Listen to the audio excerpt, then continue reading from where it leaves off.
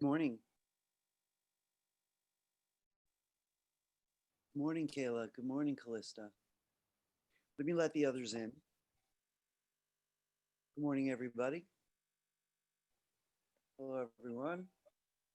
Hey there, Tiffany. Hi. Hi. Hello. Waking up. All right. Get in there. Good morning. Good morning. Let's see. I just want to get as many people in these first couple of minutes as possible. That's perfect. This is one of the other virtues. If there's no name on your box, can you please put it on there? This is attendance. Some of you usually don't use cameras, and there's no way I'm going to recognize you.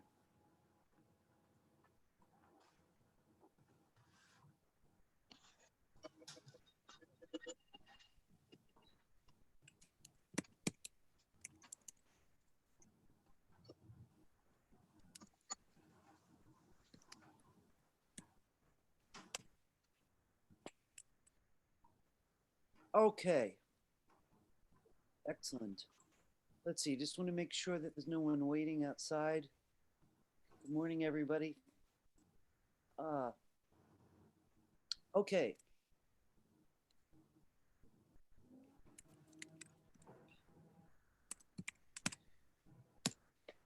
Good morning again. So let me tell you where we're at. And again, let me just keep my eye on the door. I got a couple things that I want to fill you in on, and we have brand new material also today. First, I'd like to say that I got to some of your emails at the very last minute before class, so some of you actually have, frankly, overly brief emails from me in response. Again, toward the end of the class, if anyone wants to remind me of anything, please do. There's a variety of separate issues, and I really can't manage them during class time. Please check your emails. I did respond to anyone who used this class email, not the BMCC email, in brief, and I apologize if I left out any of the issues that you had. I probably will be answering the majority of questions as we go through the handout together. I'm just looking here. Gabriel, I also see that Chris Stein, the head of the department, wrote you once earlier this week and once this morning about your computer issues. So please check your email in that regard. All right, I think I want to get right to the handout. I do want to remind everybody, unless you've told myself or Tiffany about why your camera is off, you need to have your camera on, right? Because really, I don't want 6 people to be visible in this class, to be honest with you. So I want to get started right now and want to show you some unusual stuff. I've got some new helpful things I'd like to Drag it over here because I'm going to want to click off, come back. Now it's also merged with the orange car there. So somebody's watching one of my other videos while I'm here. This is like double Ira-ing. That's, I'm going to, please, if you're going to do that, just mute.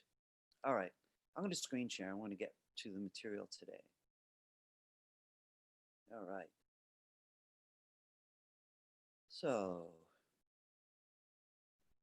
all right. So I'm coming down to, oops, sorry, the wrong class. Give me 1 second there.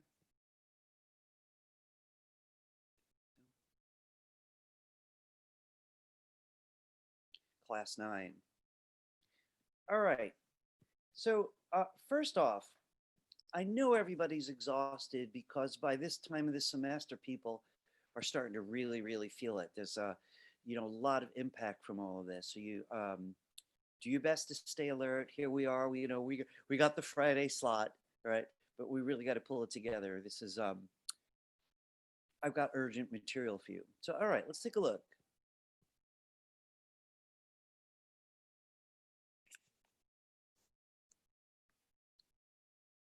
Okay, first off, I want to talk to you about homework. So this is the ninth class, and there's been one, two, three, four homeworks. So roughly one every 2 weeks, which is a very reasonable amount of work. Actually, there's been five, and I'm going to talk about why this one's quite.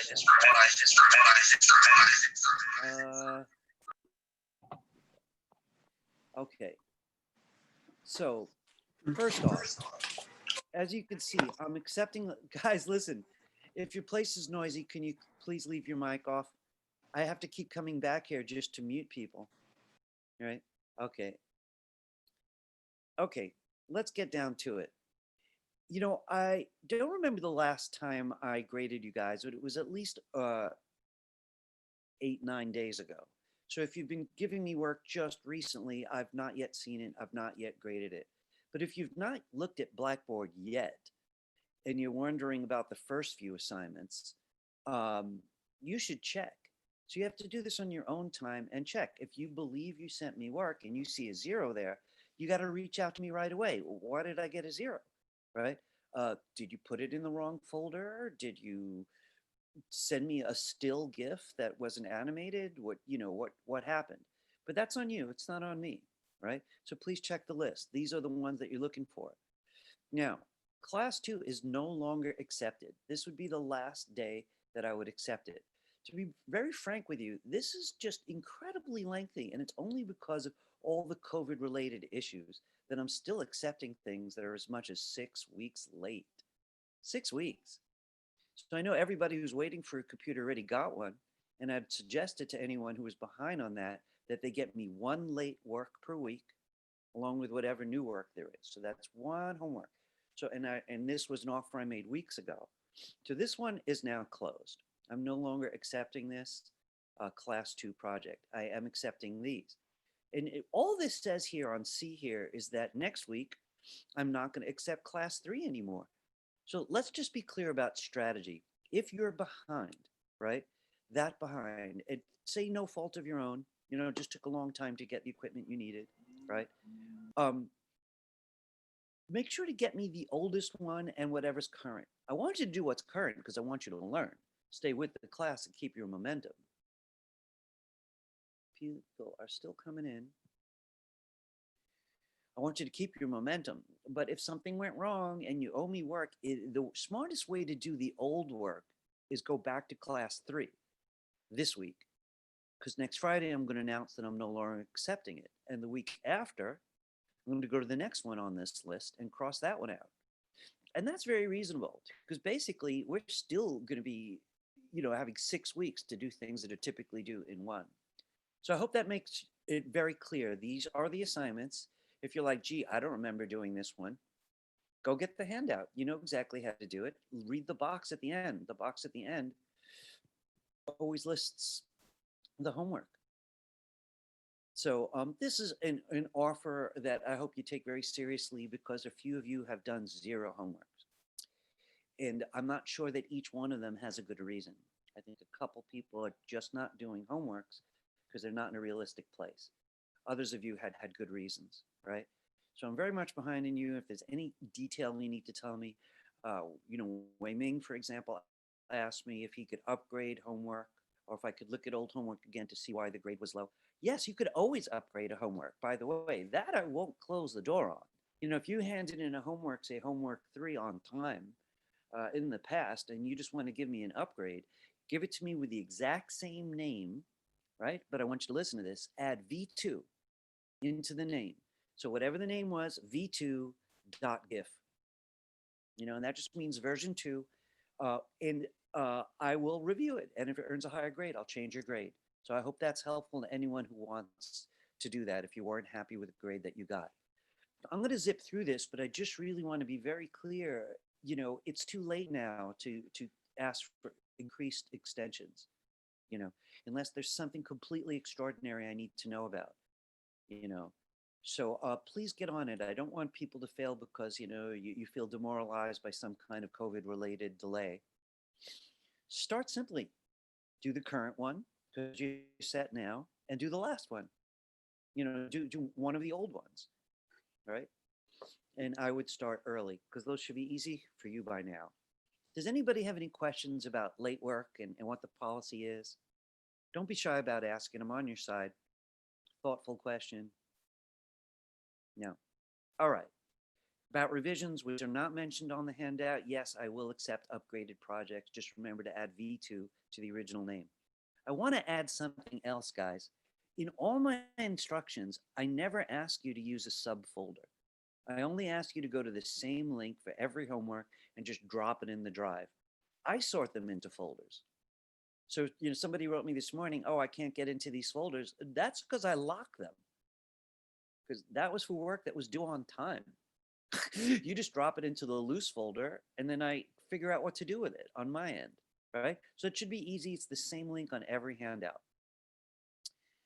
All right, so just the main folder. And I'm trying to field questions that come up repeatedly just to get it out of the way. I know people are half awake, so I hope you're getting it. Here's the list. There's going to be a new one today, though, right? All right, so list of homework, said everything about late work. Please get late work in. Those of you who come to class on time, or watch every video when you can and work on it, you deserve to pass. But it's college, right? So you're going to have to, prove it and learn while proving it. All right, you should all know how to get to Blackboard to check your grades. I'm sorry that I have not graded the last two for sure. The video playlist hasn't changed. I just like to remind people, because like if you're going to do a homework and you're like, gee, I never did get the hang of that leaf exercise, and you really want to do it, go to YouTube and watch that Class 6 video, because every single one of these was videoed. All right. About Tiffany, I want to ask you a question. Has anyone taken you up on your office hours? From this class, no. Nobody. All right. Nobody. So again, if people are needing help, and I've been offering for weeks, don't some later, oh, there was no help. Yes, there was. There was. I hang out after every Friday and ask questions, and Tiffany has got a schedule and an email available. She knows this stuff inside and out. She's done each of these assignments, some of them several times. So again, if you need help, please take advantage of it. Don't be afraid. That's why you went to college. All right. So that's here under F. So here's her email address. These are the slots that she's recommending. All right, folks, this is new, and I just want to show this to you. It's new to us because I just haven't brought it up before. I have one argument. I used to be very textbook heavy in my classes. I never taught from the book, but I would often have recommended reading. I'm just not happy with the current books on Adobe Anime. Flash went south at some point, and a lot of the publishers got cold feet. And even though Animate's been increasingly on the rise because of all of its updates, didn't follow the way Flash went. The textbooks are really taking a little while to improve. So I want to show you these three options, but I want to show you my favorite one first. That's why I put it on the top. Take a look at this. So this here, Searchable Help at Adobe. I'm going to open it in another tab because I want to show you something about it. If you ever need help on something specific, you don't want to search through my videos or anything like that, that link that I just showed you, and we'll come back to it. So again, just real quickly, that's this one here, Searchable Help at Adobe. You would save this somewhere, in your favorites. It'll open up, it looks like this. But before you type anything, I want you to notice this little box on the left. From my class, you'd search down, you'd come here and click it. And then up here, write what you're interested in. Today we're going to learn about motion tweening. So I could type motion tween up here, right? And it gives me all kinds of things, all kinds of support, including text, videos, and I can just look and see which one appeals to me. So the trick is, if you come here, they'll click the program. Of course, if you're doing this for other classes for personal interests, click those. But, frankly, a lot of these programs have the same, say, pen tool. And, if you want to look it up from my class, check this first. Does that make sense? Are people awake? Don't you guys drink coffee? All right. I prefer tea. Hey, was that for coffee or because it makes sense? No. Really, were you saying something? I prefer tea. Tea. Oh, well, I just, caffeine in any form is good if you ask me. All right. So I just wanted to mention that this is my favorite way actually lately to look up particular details. This particular method. I'm going to close this up. So again, I would save it to your favorites, make a bookmark, however you can get back to it on your own. All right. I'm not going to look at these two. I just want to mention them really quickly. This is the online user guide, and it's kind of like a manual, except for it's all online, right? It's pretty good. This one here is a downloadable manual. It's a PDF. So that means, this will open it. And then if you like, you could download it to your computer and use it even when you have a bad internet connection. There's 3 different ways to get support. This first one's searchable, and that's why I'm pushing it. Guys, I want to mention something completely new. And I want to talk to those of you who are highest performing. And I don't mean to be competitive, but I do mean that some of you are just ready to work. They're the kind of, I got to admit, right? College is a good place to weightlift in terms of what you could handle as creatives, as artists, as workers, as adults, and we're all at different levels. But some people are just unusually mature and they're really ready for more. And you have Tiffany Kales to thank for what I'm about to do. Because she was giving me some strong opinions about people who could go quicker and making sure that I don't lose momentum for you, and suggest that I make some kind of optional assignments for people who want extra credit and extra challenge. So I just want to show you something quickly. This is an extra credit opportunity. So if you owe me homework, you'd be wiser to get that homework to me. If you don't owe me homework and you're just wishing for more of a challenge, this is it. This is it for you. It's the car project, right? So the whole idea is it's going to work just like the bird exercise from last week. You might remember that the trick with the bird was we made a graphic symbol and then went into symbol editing mode just to make it flat. We made it flat, pause, flap again, right? And that gave us the freedom to create a whole flock of birds because we just kept dragging them out of the library. And we were able to tween them on the main stage so they can come from the back forward. But all along, we didn't have to worry about the flapping anymore. They just flapped, and as many layers as I want, was able to have birds, and we did 2 layers together. And it was a beautiful premise. So it doesn't have a proper name, so I'm just calling them animated graphic symbols. Sometimes I say internally animated graphic symbols because that local motion, they're not going anywhere, they're just flapping, is powerful. A car is incredibly powerful if you could just get the wheels to turn, right? And that would be in the graphic symbol. So it's virtually the same thinking as the bird, but one would have to strategize. So I want to tell you what I got if you're interested in this, even if you just want to watch it. There's a 30-minute video that I made, and it's available here. And I'm just going to give you a quick peek at it. We're not going to actually look at it together. I want to show you one thing about it.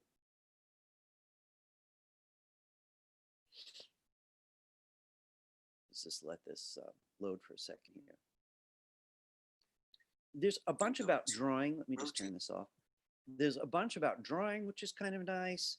It's all classic tween based. You can see there I am working on the turning wheel. I'm like 3/4 in here. Let's just skip forward for a minute. So see, is, right here, I can tell from looking at it that I'm on the main timeline already. And basically, there it goes across the stage. So what's going to happen at some point toward the end of the video, I'm talking about other ways to make things feel like they're moving. In this particular case, that car is going to move to the left. And its wheels are turning, a little hard to see this small, right? And the landscape's going to come toward it. So it's going to really have a high motion feel to it. Right? So anyway, I'm not going over this. I'm just showing this to you so you can have an idea of what it's about. It's all about getting that car to roll in front of the landscape. And it starts in drawing and goes all the way through how to create that graphic symbol. And as it moves forward, it goes into some more optional and advanced stuff. It's very compressed. It's 30 minutes long. Any guys think you might be interested in doing that extra credit assignment? I won't hold you to it. You could wave, give me an emoji, or, see some, looks like there may have been some chat responses there.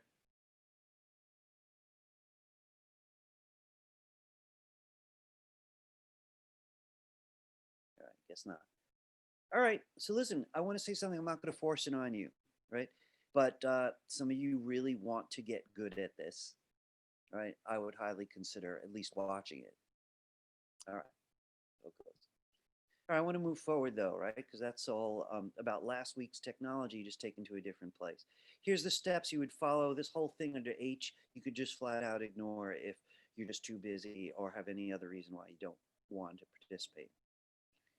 I want to start with something brand new, right? And this is motion tweening. So I'd like you to hear me out on this.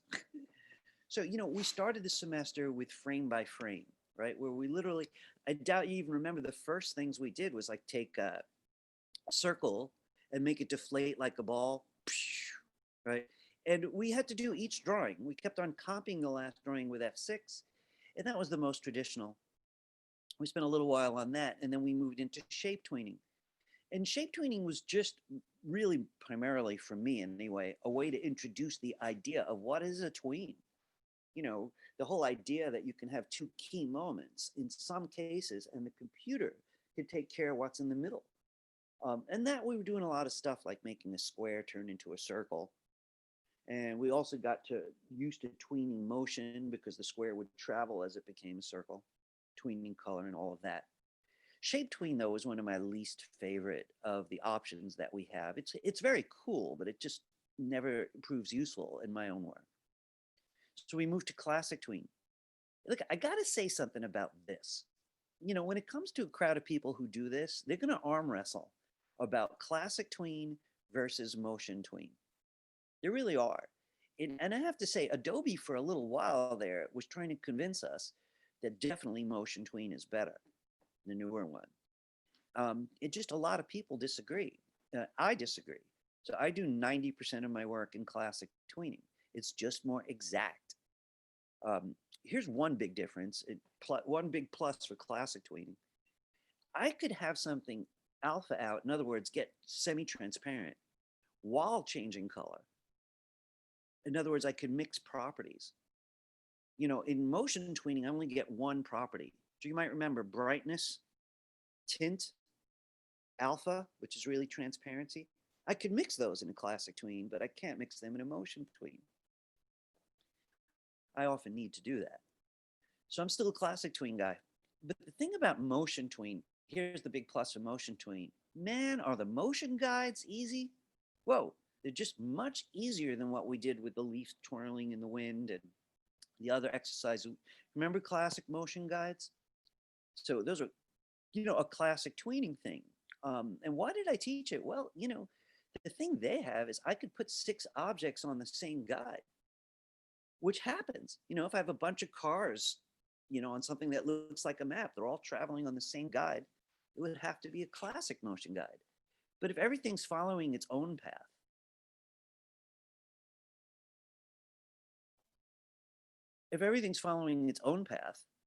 then this new flavor, I think you're going to like. So we're going to do some experiments with motion guide today. I think some of you are going to love it and some are going to hate it. I just want you to be exposed to it. So we're going to spend today on this subject. I want to add something else, and I just want to talk about making money and doing animation for a moment. I tend to believe that most of you who want to go into the field want to do character animation of some sort, work for a TV show or feature-length movies, maybe get a job at one of the big studios, Disney or whatever. I get that. I think that's great. But I do want to say there's plenty of work in motion graphics, and the skills are similar. So next time you're watching TV, like Hulu or something that still has commercials, notice how much animated text there is, how much motion text. We call that kinetic type. And there's a lot of it for websites. There's a lot of it for broadcast commercials. I have to say, it's mostly selling stuff, when it's motion text, it's like 0 to 60, safety features and, all the information. So I want to spend at least this one day on kinetic type, on making text move. So I'm going to combine these ideas, the new kind of animation, as well as working with type instead of working with drawings. Keep an open mind because it is kind of fun. You save a lot of drawing time and there's all kinds of money. Let me not exaggerate that. I'm not saying that they're going to knock down your door.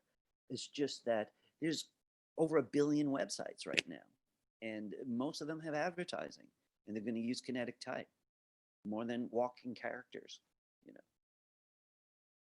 So you're not going to do kinetic type for Dora the Explorer, but you'll do it for other things. So I want to get started by combining these ideas. I want to start with some motion tween stuff together, right? So could everybody open up Animate?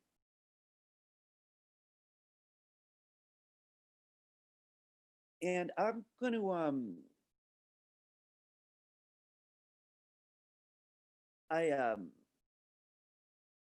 I'm going to open. I'm going to work with the size that we were using last week because I want to move into bigger stages, bigger canvases, right? So as you already know, you can click Create New to start a new document, or do File Menu New. Choice is yours. And I want to use HD, not full HD, which is super large, just HD. And on the right, you'll see it's 1280 pixels wide by 720 tall. And I'm still going with that 24 frame rate, so always look at that. 1280, 720, 24 frame rate. Excuse me, 24 frame rate. I'd like you to make sure you could see your whole stage. So I'm using the double arrow in the top right. And just in general, get comfortable so you could see what you're doing. I want to start right away with just some main features of how does motion tween differ from a classic tween. So could everybody start by giving me the rectangle tool. I'd like you to come down to the bottom today, and I think I want to stay in merge mode. So remember, we've been talking about that a lot. If this is down, and I know it's hard to see, you won't be able to make any merged objects. Sorry, I don't have the right color here. You know, these are going to stay two objects. And that's, you know, not really urgent right now, to be honest, but I think I'd like us on the same page. So I'm going to release this. We spent the first 5-6 weeks in this class exclusively in merge mode.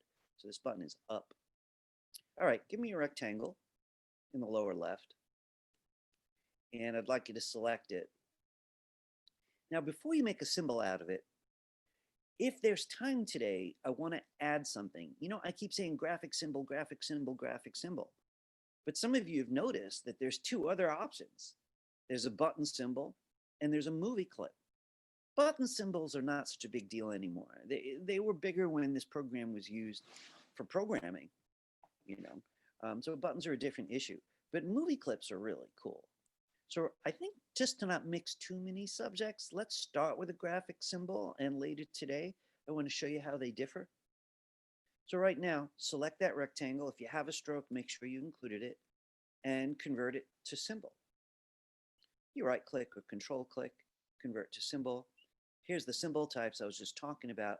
We want to stay in graphic. I don't even think we need to name this particular one, so let's just click OK. The big subject is motion tweens, the new flavor of tween, the newest that this program offers, and it will accept all the symbol types. We're choosing to use graphic symbol. All right, go to the first frame and control click or right click on that keyframe, and notice that you've got both these tweens available. Shape tweens not, because you can't shape tween a symbol, only an editable object. So you just made your own symbol. We didn't look in the library, but I'm sure it's there. And we've been choosing this, but today we're using this. It's very different. Please choose Create Motion Tween. I'm just going to change things up a little bit, just for the sake of zoom. All right. So, you know, when it's inside, it's a little hard to tell. But when you click out, you can see it's a different color than the classic tween. This kind of gold color is how it lets you know you just chose motion tween. But it gives you the same 1 second. Let's take this out to 2 seconds in F5 to continue it. We use F5 a lot in this class, don't we? It's almost always to add time. You know, I'm very fond of, in my animation, making sure the first few layers are often the same length, so nothing just disappears, you know. Also, we've been doing it between keyframes to make something that happened fast happen slower. That's back to good old F5. Now, I got to warn you about something. A lot of people find this easier, but the concepts are a little weird. So, you know, you just put the artwork in frame 1, right? And frankly, there's no copies of the artwork in a motion tween. The keyframes that come up are not copies of the artwork. In classic tween, they are. We like to call them instances of the symbol, essentially just copies of the original symbol. You got 20 keyframes, it's 20 different copies.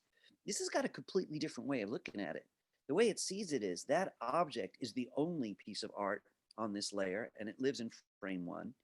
And the keyframes we're about to make are called property keyframes. So it's just a keyframe that says, hey, you piece of art, change color, or get transparent, or rotate, or move, right? But they actually don't have art in it. We'll see if that even matters to you, but let's try it out. So I want you to bring the playhead back to the beginning, and then kind of drag the playhead over about frame 10. Take your artwork and drag it up a little. Now, you should notice a couple things. There's a pale bluish line that showed up. You know, give me a second. I'm going to make a small change that may make it easier for you to see my demo. So just give me a minute there. Oops. Just got a lot of stuff on my stage. Give me a minute. You don't have to do this. It's just to make it easier to see what I'm doing. All right, so you dragged it over to frame 10 and you pulled it up, and this line showed up, right? Make sure you have the black arrow, okay? I want you to go to this line and bend it. Now take your animation back and play it. Well, that had to be the world's easiest motion guide, right? Now, I know some people are still waking up, so I'm not going to repeat myself as much as last week. I feel like I really overdid it, you know, and I honestly couldn't tell if you guys needed it or if just no one wanted to speak. So you might have all gotten everything the first time. So this week, I'm not going to do as much repetition unless people ask. I'm going to, just since we're started, I'm going to do it one more time now, though. So here's my main point. I'm just Command-Zing a bunch, right? And I'm just going to set my black ring. You already made the symbol, right? So you already did this part. Then you went to the first frame and you turned on motion tween.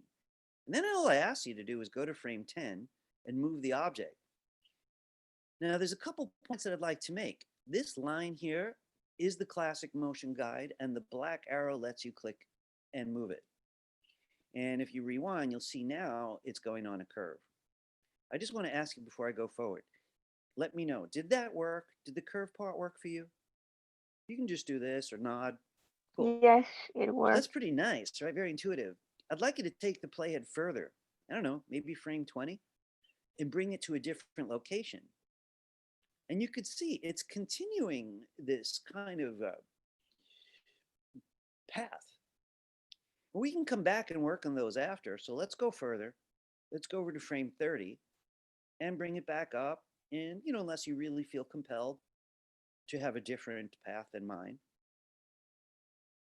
And I want you to go even further and bring it down or wherever you'd like to bring it. Now, it's interesting that even though we're now somewhere around frame 40, you could see that path that it left behind for the entire layer before it, right? And you could take the black arrow and change any of these to change the path it travels on. I'm kind of imagining a very different kind of path. And I'm going to go back and play it. Pretty interesting, right? It's nice, very nice. But I couldn't put multiple objects on that guide, so that's not so nice, but win some, lose some. I want to talk about other properties though, right? Now, I would like you to look closely at your own timeline, and I want you to notice the first keyframe looks like what you're used to. It's a circle, and since there's art living in there, it's a black circle. But if you look at the other ones, they're different. They're little diamonds, and those are the property keyframes that I was telling you about. So these are not instances. They're not copies from the library, right? These are just properties. And in this case, they're mostly about location, right? So what I'd like for you to do is go back to the first keyframe you see, the first property keyframe, right? So not the round one, the first diamond.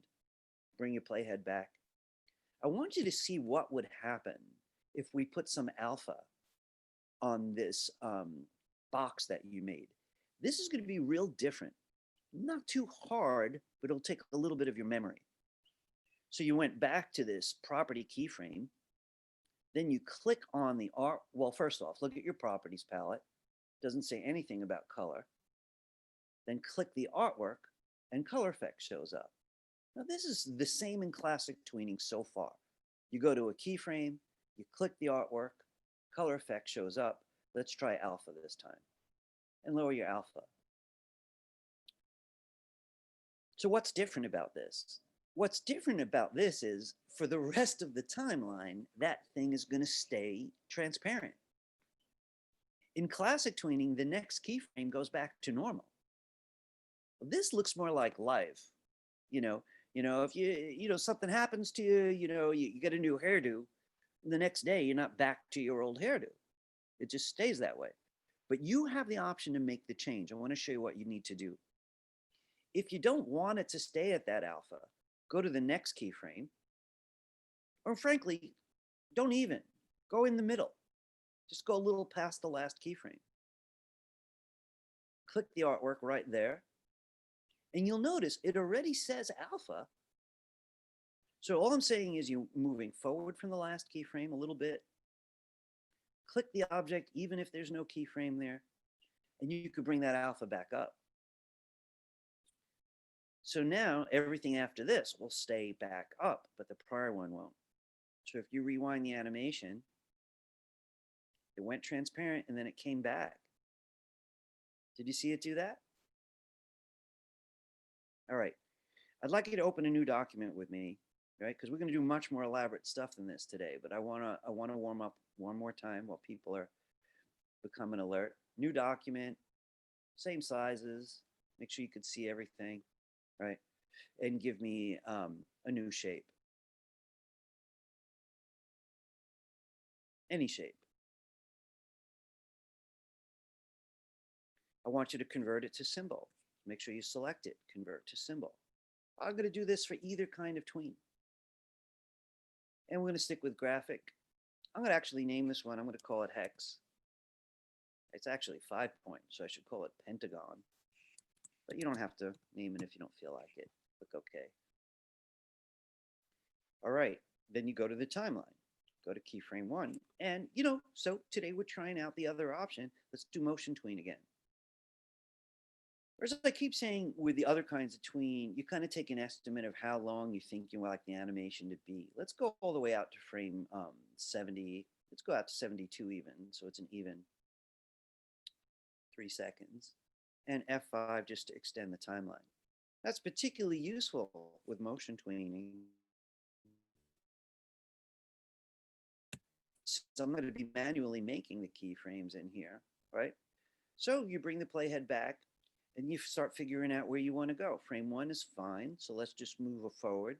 And I'd like you to drag it somewhere and take it a little further and drag it to a new location. And you got this thing now reminding you what the path looks like. By the way, I'm only changing my stage color so you could see what I'm doing a little bit better. You don't have to do that. And then go a little bit further. And you're really kind of just working your way forward. At any point, you could come back and curve any of these lines. And the object will follow that curve when it plays that moment. And just keep going. Now, at any point, if you'd like to see a color change, right, you could choose any moment on that path. But let's bring it back and play it first. All right, so motion is easy, right? And hence it's called motion tweening, right? And changing that curve path is easy. That's pretty cool. But if you want to deal with a property, this time we're going to try tint. Bring the playhead back. My object's red, and I have to decide at what point do I want it to become a different color. That could be anywhere on this layer. So once you find that point, you do have to click the artwork once and go to the properties palette. We have the same choices we had for classic tweening. We tried alpha just before. I'd like to try tint right now. So with tint selected, go to the color chip, pick the tint, some other color that you'd like it to turn into. I definitely recommend doing it from the chip. These sliders are difficult to use. Okay. So I'd like you to rewind it. So it's the original color at the beginning, right? And then when you play it, it turns to that color, right? The one you just made, and it stays that color. If you'd like it to tint to a new color elsewhere, right? Bring your playhead back, follow it along. Notice that when you change the color, it made a keyframe for itself, right? I'd like you to go a little bit further and choose yet a third color that you'd like to see. So at any point, but when you want that new color to show up, click the artwork again, one click. The properties palette will recognize you already turned on tint. Choose a different one.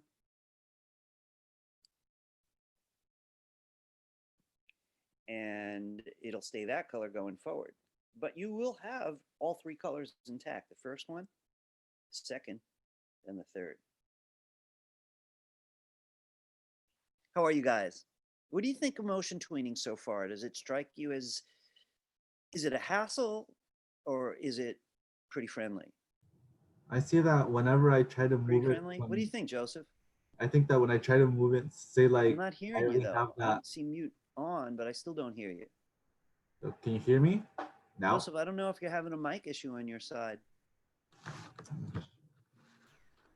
I can hear That's him. all right. You know, Calista says it's easy. That's great. And you know, I have to admit, I think I was prejudiced against this for years because classic tween's much older and also very, very powerful. Like one thing we can't do now, and I really don't want to fuss with this, is I can't have it change color while going transparent. You know, currently motion tween can't do that. A red object can't turn green while fading out. I have to make a choice. I'm going to get one property available. Joe, I think you're trying to talk to me. Let's try this again. I'm unmuting you. No, it just will not. No, I was Hey, just Joe. testing my mic to Still see if can't it hear was you. working. I don't know what it is. Can you hear me? Use the chat feature if you like. Can you hear me? Yeah, I can hear you. You Can hear the me, professor Joseph? hear me? Tiffany, can you say something? Hello? It's me. Yeah, it's you. I'm Mr. High Technology here, who didn't realize I muted you all. Happy Halloween from everyone at Southern. What is that? There we go, a nice little scary stab for you. Nice little scary stab that I created there. Is YouTube still playing? That's the official Yeah, term for yeah. You're still recording, I yeah. hear you in the scary stab or whatever that is. So. Who's broadcasting this Halloween? Back to royalty-free Halloween. This is all our I think content. it's How do you get you, hold of 'cause you're the this only stuff one that who's I'm in using here. here is Simply head on over Hang to on a second here, guys. I don't really know who's simple as that. Is this like, I know there's a free download, folks. but is the stuff I'm using Are here, any is of you this listening to the radio or something? Yes, Could you you can buy check it, that you're absolutely. muted? We've got packages, special Halloween sound effects and music. I quite like this little bed. Maybe it's a crazy teacher again. Maybe there's something's going on in the background I don't know Is about. it's you? Is the YouTube still playing on your computer? Yeah, maybe YouTube move forward. Yeah. It seems that Okay. I should quit my work week on Thursdays.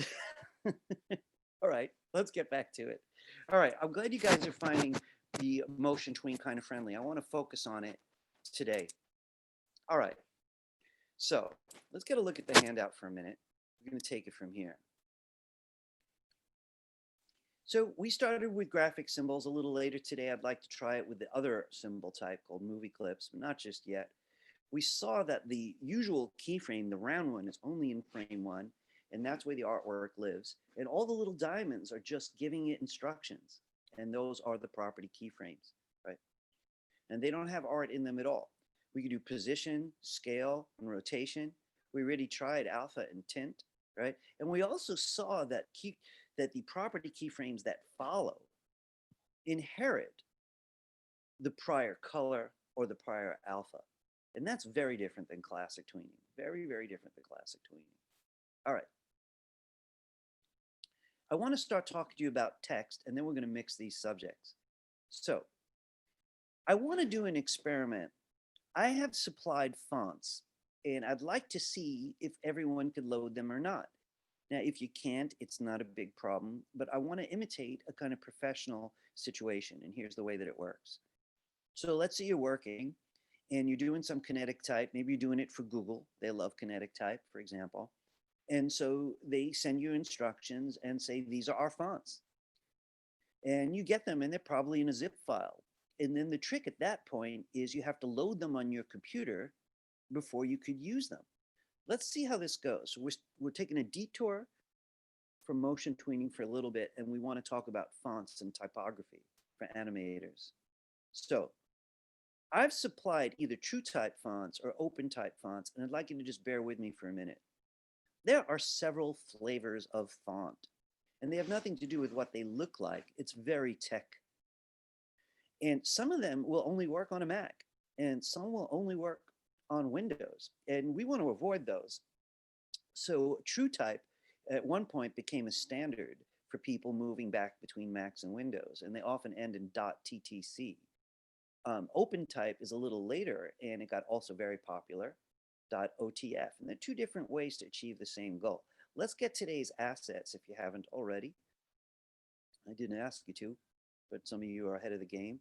So I'm going to come back up to the handout here, and I'm going to get my assets for here. As you know, you could also get them from the home page. So please load the assets. Class 9 assets. Open them up. They'll be in your downloads. And there's a bunch of things that we're going to need today. If you've been leaving your stuff in downloads, I'm not going to torture you today. But I am going to ask you to take that folder. If you're more organized, please move your folder now. Otherwise, stay there.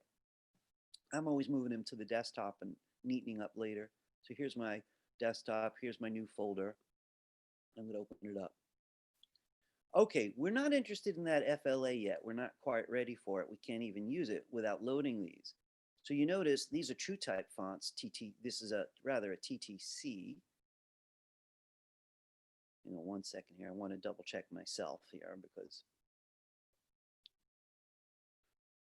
I'm on the second page.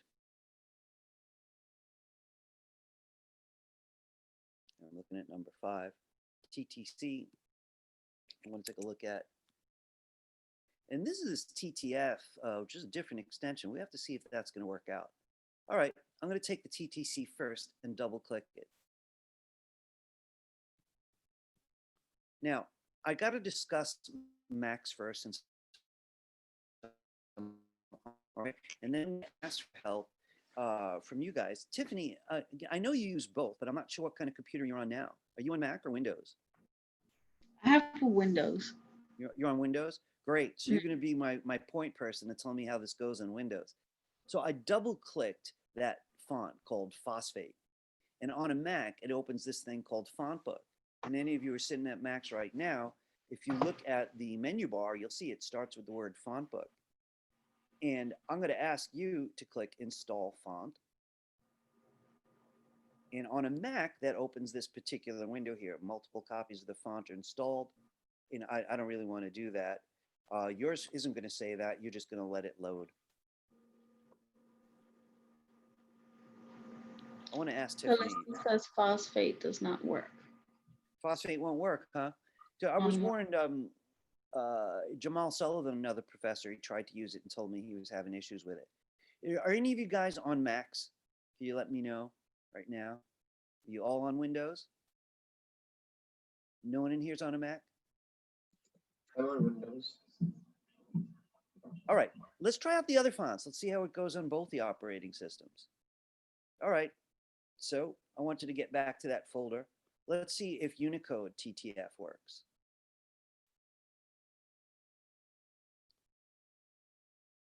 So it's actually Bank Gothic is the name of it. And I would click install. I'm probably going to get the same warning. Yeah, that one works. Great. So did that work for everyone on Windows?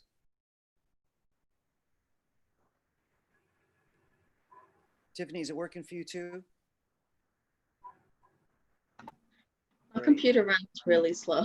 Oh, does it? Does it? Yeah. Daniela, are you on? But Windows everyone also? says that it's working so far. Great. So yeah. So that's interesting. So we're learning something here. I'm going to, I don't really need to validate it because I already have that font. So the TTF, right, seems to be working for everybody. And that makes me want to use more TTFs. Let's see about Inked God. So I'm going to double click that one. And again, if I didn't already have it, I would click Install Font on a Mac. And I'd like someone on Windows, maybe Callista. I'm looking at the chat, by the way. Let me know if Inked God loads for you on Windows. Excellent. So I want to just say something quickly. This is sticky, and it has always been a problem, really. It's gotten much better than it used to be. Really, offices were often divided, where all the Macs on one end, and they had their own stuff, and all Windows was on the other end. I worked in news, so all the art people were on the Mac section, and all the Windows people were in the Windows section, and we couldn't share fonts. It was a struggle to even share anything. So this is getting better, but I have to say, next time I go looking for fonts, I'm going to have to really be uptight if I'm going to be sharing it with a mixed group. See, at school, it doesn't matter because we're all on Macs. I'm still getting used to this remote learning element. Okay, so it goes. Let's see how this affects the actual file. I'd like you to go back inside, and I'd like for you to open up in your folder, that is, the FLA called Piece Kinetic. Can you double click Piece Kinetic? Now, I want to say a couple things. Depending on which fonts loaded and which fonts didn't, right, you may be seeing some of the same stuff as me and some not. So let's see what we could do just to analyze it. I'm going to click on the word nobody, and I'd like for you to get a look on the properties palette. Now, on mine, it says phosphate. And I'm imagining if you don't have that font, you're probably seeing phosphate with a little star next to the word phosphate, which means it's missing, right? And I want to ask again, anyone who's on Windows, when you click on the word nobody and look on the properties palette under object, what do you see here? Does it say phosphate with a star, or does it say something else? Anyone?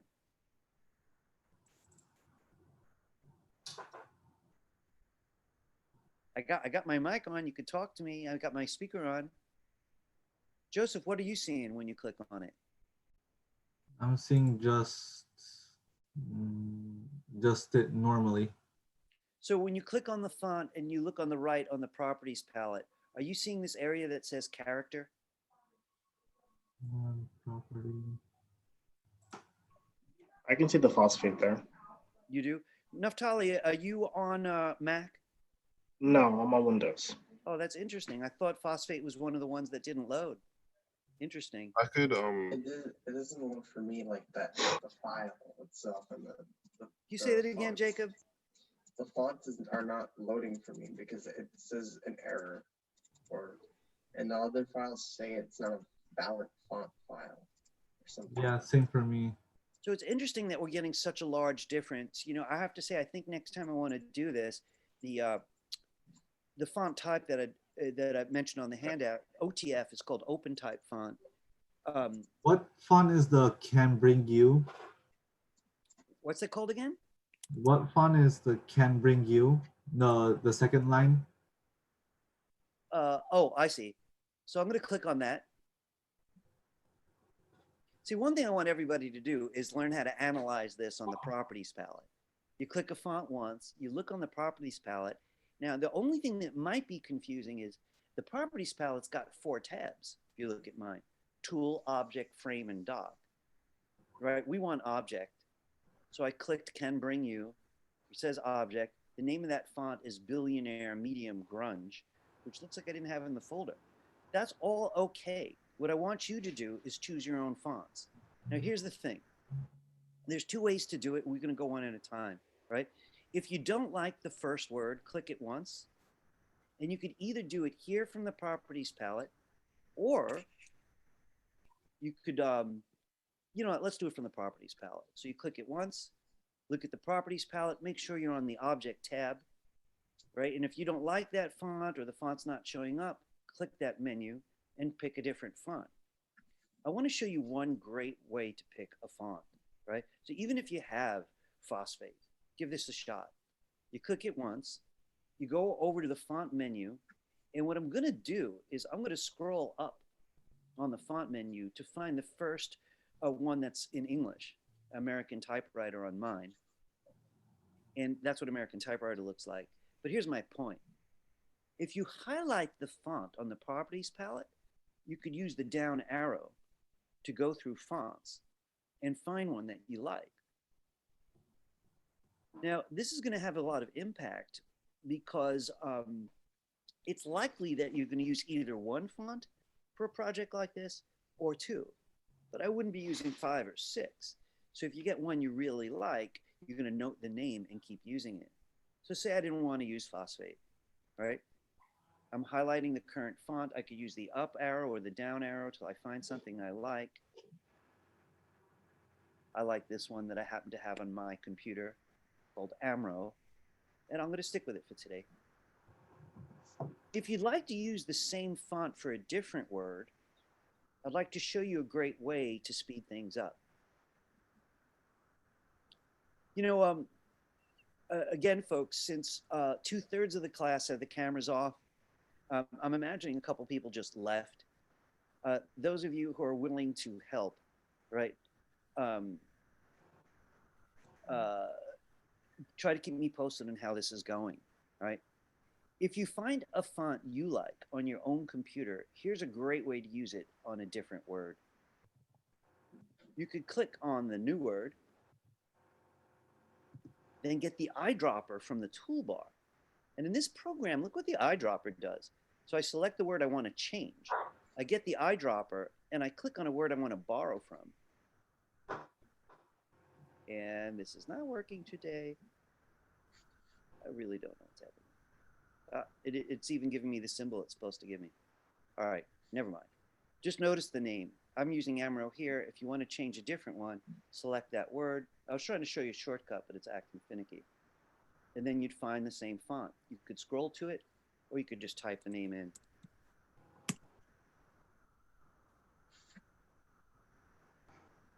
All right, I'm going to ask you to take a moment to choose which word should have the same font.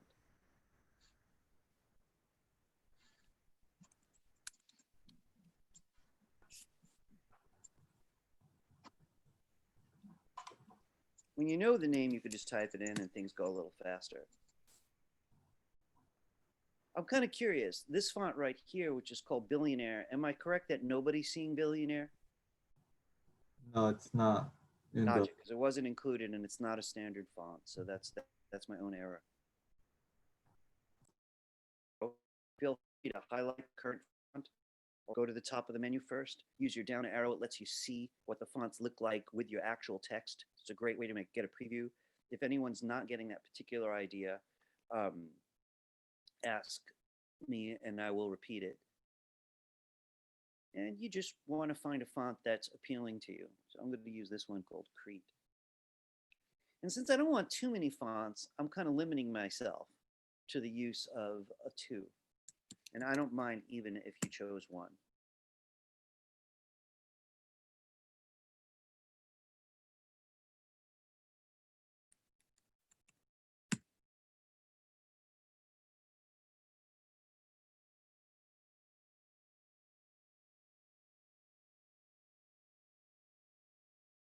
All right. Now, I still want to organize this, right? So once you've chosen your fonts, right, and try to keep it simple, right? you want to organize this the way the animation's going to look when the text assembles. Let me put that a different way. These words are not going to be assembled in the design you want at the beginning of the movie. It's a kinetic type project, which means the words move, and then eventually they arrive at the final design. Strangely, we're going to design the final design first, and then go back and make changes so the text could move and then all arrive in order. So what you want to do right now is just get it to look good. And here's some ideas for you. I'm going to go with the top word here, select it, and switch to the transform tool. The transform tool is going to let me expand the word. So if I'd like that to be big, nobody, the transform tool is the best way. I'm going to ask you to try the transform tool, but it's very important that you hold down shift, because if you don't, when you change the size, you're going to distort it. Don't let this happen. Right? So you should get the transform tool again. That's on the toolbar. You could always press the letter Q to get a shortcut to it, or just click it yourself. But when you're ready to expand so it doesn't distort, hold down shift the whole time and make it as big as you like. I want to show you a very popular typography trick. I've got one word. It's really kind of establishing sort of a margin. It's really taking control of my stage. I want to use the next line. And one popular design method is to make the next line equal the width above it. It's a different font, and it's a smaller font size. But look what I can do. I'm still in the transform tool. So again, that's this one here. So I'm holding down shift, and I'm making it bigger. And so they line up, and you'll see this all over posters and the like. I'm going to move on to the word piece, and I'm going to do the same thing just to make my point. Moving it into place. I've got the transform tool. As long as I hold down shift, I can make it as large as I need to. And I'm making them all line up today. And even if I go off stage, that's fine. When we're done, I'll be able to negotiate them as a group. So right now, I'm going line by line. I'm moving them into place. I'm using my transform tool for any size changes I want. And what I'm doing right now is by holding down shift so my text doesn't distort, don't want that, I'm getting them all to be the same width. So I'm going to tweak that a little bit, and then I want to tell you what you could do if you wanted them all to change size together, because mine's really big. Once I've got a layout that I like the fonts, so I kept one of my earlier fonts and I changed one. So we're all using different fonts today. That's just fine. Right? I want to select all of it. So once I've got all 4 lines prepared, I'm going to use my black arrow and I'll drag over them all. Sorry, not the black arrow. I'm going to do it with the transform tool because it also selects. I'm in the same tool. I'm going to hold down shift again and look what I can do.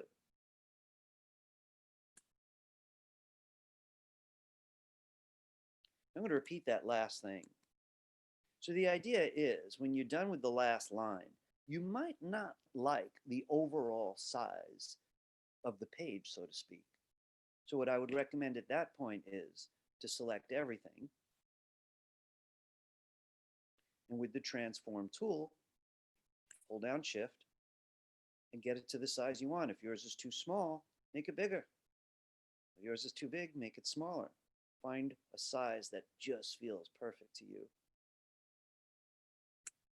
I could even let go of all my tools and use the arrow key to move it around, because the transform tool moves things just as well as the black arrow.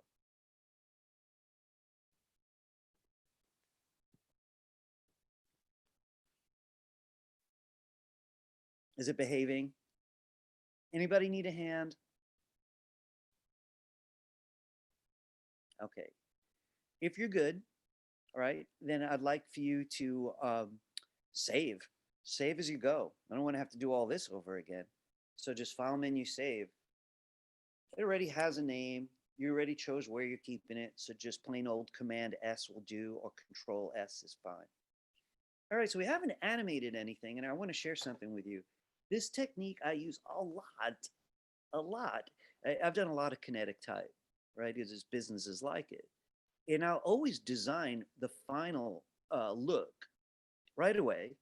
And then I go backwards and figure out how I want the animation to behave on the way to this conclusion. And I'm grateful mostly to Orange Design, which is a company that shared their method of doing this publicly. And one of the most amazing artists in motion graphics, Hillman Curtis, shared their techniques, and I'm sharing them with you. Okay, now, are you all done designing? Because I'm going to move forward into animation now. So we have to commit, right? You need those lines done and saved. Okay. Does anyone want another couple minutes? All right, so this is what we're going to do. We are going to use motion tweening, and we could use classic tweening, but today I'm devoting to this other flavor, right? A lot of the steps are the same, but not all of them. The next step, though, would be the same regardless of its motion tween or classic. You got to make your symbols, right? So what I want to do is I want you to do the top 3 lines. You know, let's do them all. Let's click this one. One click, control click on it and say convert to symbol and make it a graphic symbol. I'm actually going to name it in the library right after what it says on stage. I'm calling this nobody. I'm making sure it's a graphic symbol and I click OK. When you go to the next line, make sure you're actually getting the text you think, because if they overlap a bit, you might accidentally click the wrong word. Be very careful, even if you have to move something out of the way to get at the one you want. So then go to the next one, convert to symbol. Let's make it a graphic symbol, give it a name. I'm just going to call it can bring. You know what? I'm going to write the whole thing and bring you.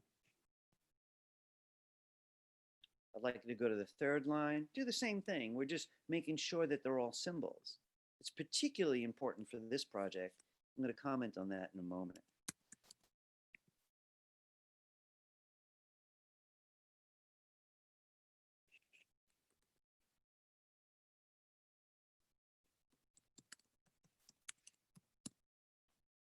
And click OK. When you're done, have a peek in the library and make sure they're there. So you should see 4 with the same icon because they're all graphic symbols.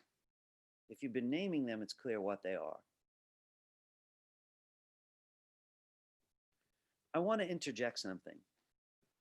Classic tweening and motion tweening must have symbols to work, except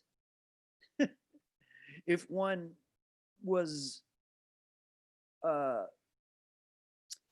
willing to play it dangerously, text is the only thing that will let you tween without making symbols. So, you know, theoretically, we could have skipped this step. Drawings, you would have had to make symbols. Text is flexible. I want to tell you why I never use that opportunity of using raw text. I will always make them symbols. Later on, if you choose to change the font or change anything, or you notice a spelling error, because I made it in symbols, I could go to the library, open up the symbol, change the spelling or change the font, and the whole movie will update. But if I never made a symbol out of it, each instance of text is unique to itself, and I won't be able to change the font. I'd have to go all over the timeline to fix it, or the spelling. So I feel like lying and telling you really have to make a graphic symbol even with text. That would be a small exaggeration, you know, but I will prove to you at some point today its value. So you treat it just like art. You make a symbol. All right. So I'm imagining you see it all in the library. If anyone needs a hand, like, uh-oh, one of them's got the wrong icon, or one of them is a repeat, you should let me know now so I can help. All right, I'm imagining you're all good then. Okay, now what we need to do is brand new. This would work for any kind of tween. I love this feature, right? I want to move all my artwork to independent layers. Now, what do I mean by all my artwork? Could you take a look at this for a minute? This is very important. Like, I know some of you are in a creative fever, and I love that. You just don't want to miss this. Do you notice how the word nobody has its own box, but can bring you, here we go. Let me just get this over here for a minute. Shares a box. I didn't do can in one box, bring in another, you in another, right? Can bring you is one graphic symbol. So when I animate it, it's going to move like that. All three words are going to move together. But yourself is similar. I got two words in there. So I want to make one point about kinetic type, moving type. Early on, you have to decide which words move together and which don't. And it's really a creative decision. You know, the word but is not that interesting. But yourself, it's like is the are the two most boring words. Is the. I'm never going to let them animate by themselves. They're just not important. But words that are important, like nobody and peace, I'm definitely going to do by themselves. So you just made symbols. One of them is a single word and another one's a single word. But the others are multiple word symbols. Okay, what I want to do next is get them all on their own layer, because I want those 4 blocks, and I'm going to call them blocks right now, right? Those 4 blocks to move independently. So they all have to be on their own layer. Everybody check this incredible thing out, right? Select all the text at once. You could do that this way, or by simply clicking the keyframe. Make sure that they're all selected.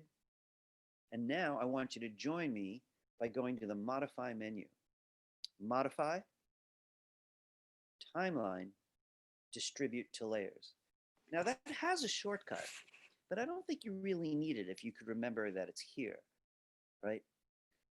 Modify, Timeline, Distribute to Layers. Let's click it. Now, if you look at your layers now, there are 4 named layers, which is pretty great, each with its own artwork, and 1 empty layer that I want you to delete. The empty layer here, called layer 1, has a hollow keyframe, right? It's not a black dot. Let's just delete it. Now, I don't mind reviewing that stuff, but I just want to say quickly, why was there an empty layer? Well, when you did distribute to layers, it took all the artwork that was on that layer and moved them to independent layers. And that one layer was left empty. We don't need it, so we just threw it out. Now, I'm not going to repeat a lot today, but I am going to repeat a little.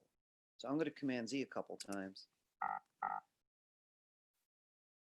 So here I was when it was on one layer, right?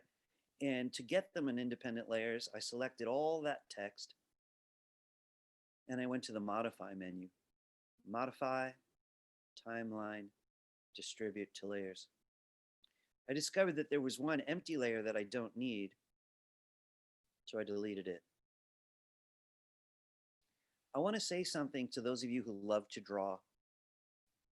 You know, I'm going to spend time this semester getting much more involved with drawing, especially when we get to work with figures and faces, right? So a lot of you are going to like to draw here, right, in Adobe Animate. It really does some great things drawing. But others are going to want to come from other programs. One of the most popular programs to draw in and bring here is Adobe Illustrator. So I could bring in a drawing made of 6, 7 objects, a guy with a hat and glasses, right? And use distribute to layers when I get here and have those separate to layers. But it's not just for text, is what I'm trying to say. If I had a carefully done drawing in another vector program like Illustrator, I could use distribute layers to put all those objects on independent layers so I can get busy animating. However you do it, the objects that move independently have to have their own layer. So does everybody have 4 layers now? All right. Okay. Now, we could turn on classic tweening, and it works great for this type of thing. But today, I'd like to do it with motion tweening. But before we do, I think we better reorganize the layers. You know, the word nobody's on top visually, but if I look at the layers, it's the bottom layer. There's nothing wrong with that. I just find it confusing. So I want you to see what I'm going to do to the layers. If you look in the lower left, taking nobody and I drag it to the top. I'm going to can bring you, and I'm going to drag it just beneath nobody. and I'm getting piece, and I'm going to bring it right beneath that. So now I have my 4 layers in the same order as they look on stage. Nobody's the top layer, then the next line can bring you, then piece, and then at the bottom but yourself. It looks the same, so it wasn't critical. It just helps you stay mentally organized.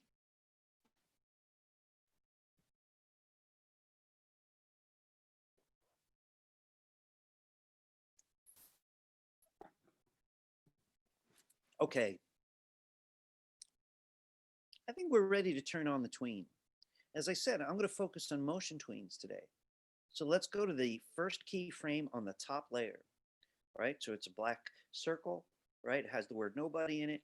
On the layer palette, I'm going to control click that keyframe and say, create motion tween. I want to go to the next layer, and you notice with the playhead out in frame 24, I can't even see the other words.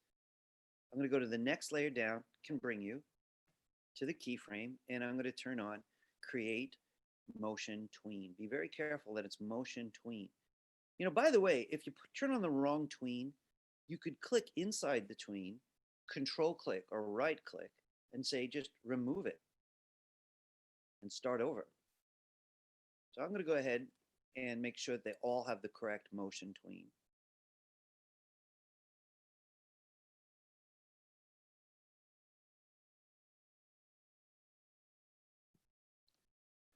Now, that's really similar to turning on the classic tween.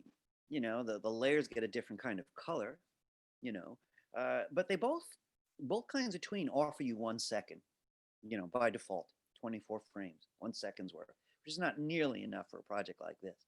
We're going to need somewhere between 70 and 100. So I don't know. Let's go all the way out to 8 seconds. Do I really want to do that? You know what? Let's go out to 100 frames just to start.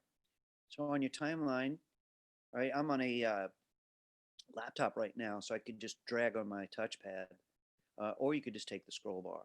Get out to frame 100, and could someone shout out which of the F keys do we want to extend those layers? Somebody. For extra recognition. F5, absolutely. All right, so I'm going to go to each layer. In frame 100, I'm going to F5 it. Because 1 second's not enough, so this is going to give us a little over 4 seconds to work with. As we already know, we can make it longer and shorter later. I'm starting with 100 frames. Then I want to get back to the beginning. The next step is actually going to begin a very useful kind of animation, even before we start tweening. So I got to show you what I think is one of the easiest ways to start an animation. I don't want the words on stage at once. In fact, I don't even want the first word on stage right away, right? So what I actually want is to wait only a few frames to see the word nobody, then wait a few frames more to see can bring you, and then a few frames more. And this way, each word is going to come in, then an instant later, the next line, then an instant later, the next, and then the next. So let's try that out. We've got 4 layers, all with motion tween turned on. They're all 100 frames long. Please watch what I'm doing on the top layer. This is the keyframe with the word nobody. And I'm going to press drag it over to frame 10. You know, actually, guys, I'm sorry. I want to ask you to make a change with me. I usually do classic tweening, but I am falling in love with motion tweening. This first step is actually quite a bit easier if we do it before the tweening's on. So I'm going to ask you to join me in removing those tweens temporarily. I hope that's not a big deal. Something you're going to need to do now and then anyway, so we might as well try it together. All right. I'd like you to click in the top tween. I'm asking you to kind of reverse a decision that I took on too soon. Click in the top tween, control click and say remove motion tween. And then go down the line. I'm going in the next one right on that kind of gold colored bar. Control click or right click if you're on Windows. Remove motion tween. Remove motion tween. it didn't take long to turn them on, so it's not that big of a deal. I want to tell you why I'm doing it. The first frame is really stubborn in a motion tween. Just doesn't really want you to move it, you know. And there are workarounds, but it's just easier to make this decision before I turn the tweens on. Kind of forgot that. So we just turn the tweens off, and it's going to be much easier to move these keyframes. Could you take a look at what I'm about to do? So you turned off the tweens. Please look. I'm taking this frame over to frame 10. I'm taking the frame beneath it over to frame 20. Hang on 1 second, I got to get the door.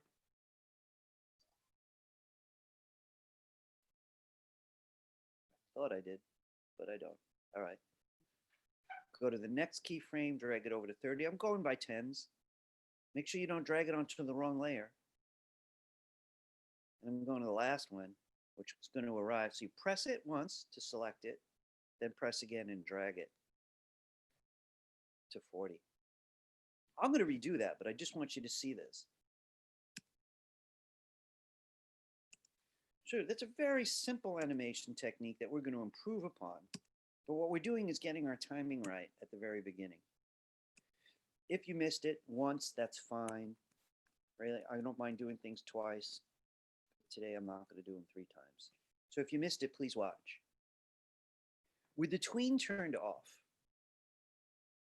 right? So I did that by clicking here. If you have a tween on, it'll say remove. So I turned it off. I'm going to take the first keyframe and say, please delay, start in frame 10. I'm going to go to the next one down, press on it, and say, you should start in frame 20. I'm going to click the third one to select it, then press on it and drag it. 30. And the last one, 40. I'd like you to rewind and play it.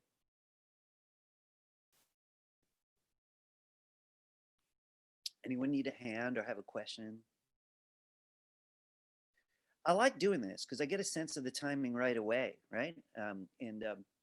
By the way, guys, I am looking at the chat a lot today. I really appreciate both the emojis, Callista, and also the text. Daniela, what can I do for you?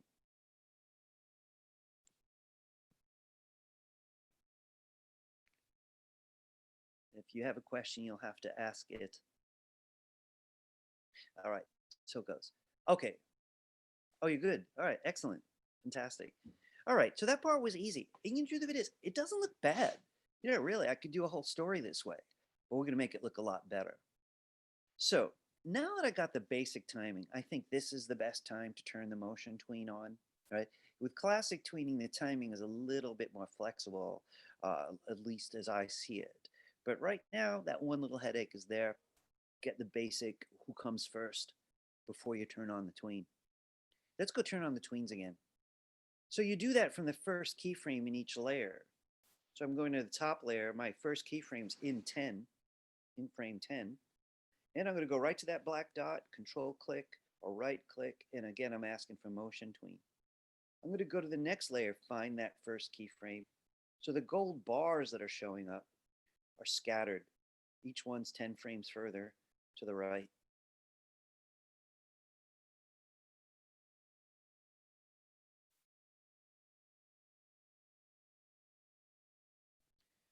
Now, what that does is it gives us the opportunity to do more elaborate motion. And I've got some very specific steps, right? Frankly, everything we did so far was kind of preparation for motion. We don't have any motion at all yet, right? So, are you ready?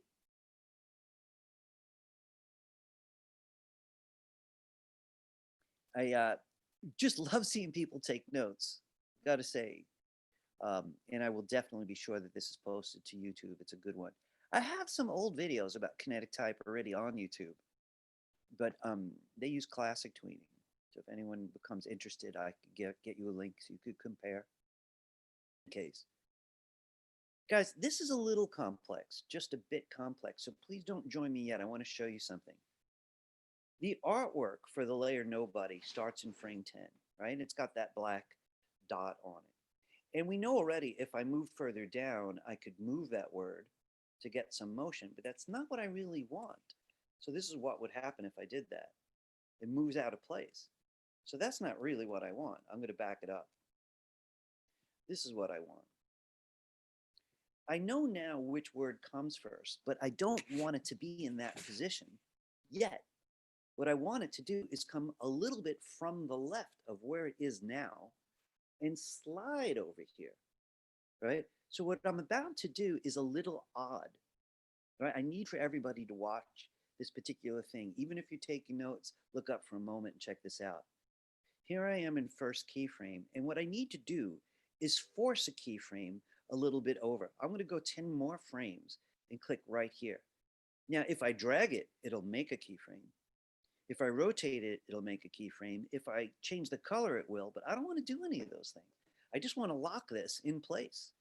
So I'm going to have to make my own. And guess what? Good old F6. So F6 behaves pretty differently in a motion tween than the way we've been using it. It doesn't really copy anything. It sets a property keyframe. So I'm going to ask you to click in frame 20 for that top layer and F6. A lot of you guys need your FN key. You'll notice a little diamond shows up. I'm not going to do anything there though. That is sort of anchoring it to that location. What I'm going to do instead is go back to the original artwork and take that and move it a little bit to the left. I'm going to do that twice, but you can see now I've got a path showing me that that object's going to slide over and then the others show up. So this is the animation now. So just the word nobody slid in. Now I'm going to want to do it to the other words, but just to make my point clear, I'm going to do it again. So I'm going to Command Z until I don't see that little diamond on my top layer. Right? So right now, here I am the way we had it before any animation. If I wanted it to move from this location, it would be easy. You know, we already did that this morning. But I want it to move to this location in 10 frames. So what I'm going to do, and this is like a trick, I go 10 frames down, click here, F6 to create a property keyframe, and that's recording its location, as well as its tint and its alpha and all of that. But mostly it's the location right now. Since that's correct, I go back to the early one, and now it's safe for me to move it a little bit to the left. I'm holding down Shift so it doesn't squiggle. You know, I'm just moving it to the left in a straight line.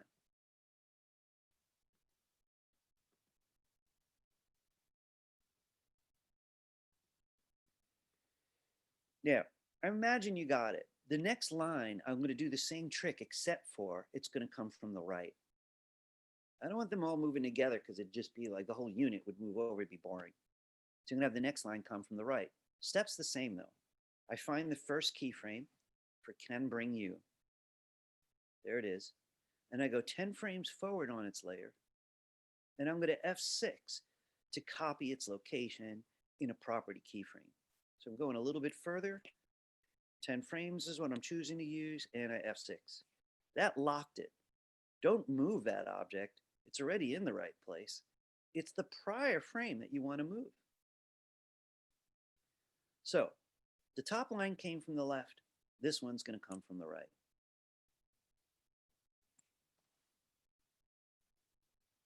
When I play it, this is what I get. So you can see there's a pattern developing, left, right.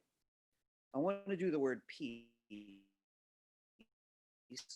right? But the word piece is also going to be coming from the left. So I bring my play it over to where that word begins. On mine, that's frame 30. The layer is labeled, so it's easy to find.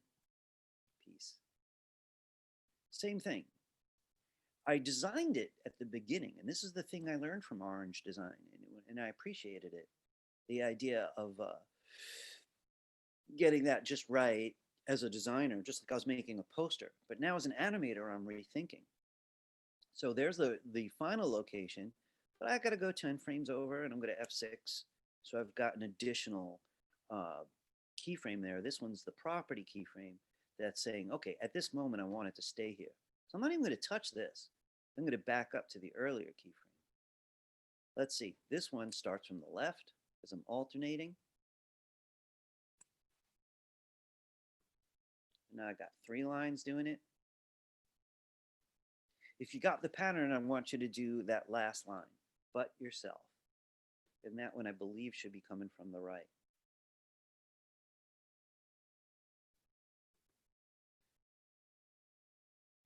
So the only reason I'm not just moving the playhead and dragging it around is because where would I drag it? You know, I want it locked here. So I have to use F6. So I'm going to go 10 frames over. F6. I see the little property keyframe, that little diamond, and I back up to the first one because I want that one to actually come from here. We're not done, but we probably got something nice going. You could rewind yours and play it. So in about 40 frames, that animation's complete, and then it kind of pauses for 60 frames. I'm going to ask you to save it again. I'm just using Command S. I'd like you to save yours again. Keep it current. We have a lot more to add to it. It might be fun, though, to see it just keep looping. Maybe we'll make a quick SWIF, which we've been using for previewing. So I'm going to ask you to Command Return. And this way you could study a little bit. You know, it'll take about a little under 3 seconds to loop again.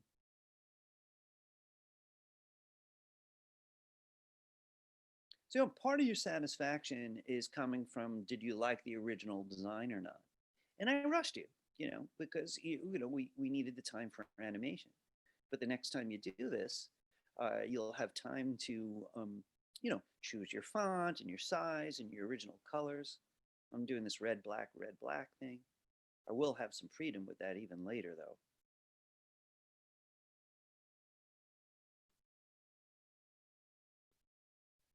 How's it going so far?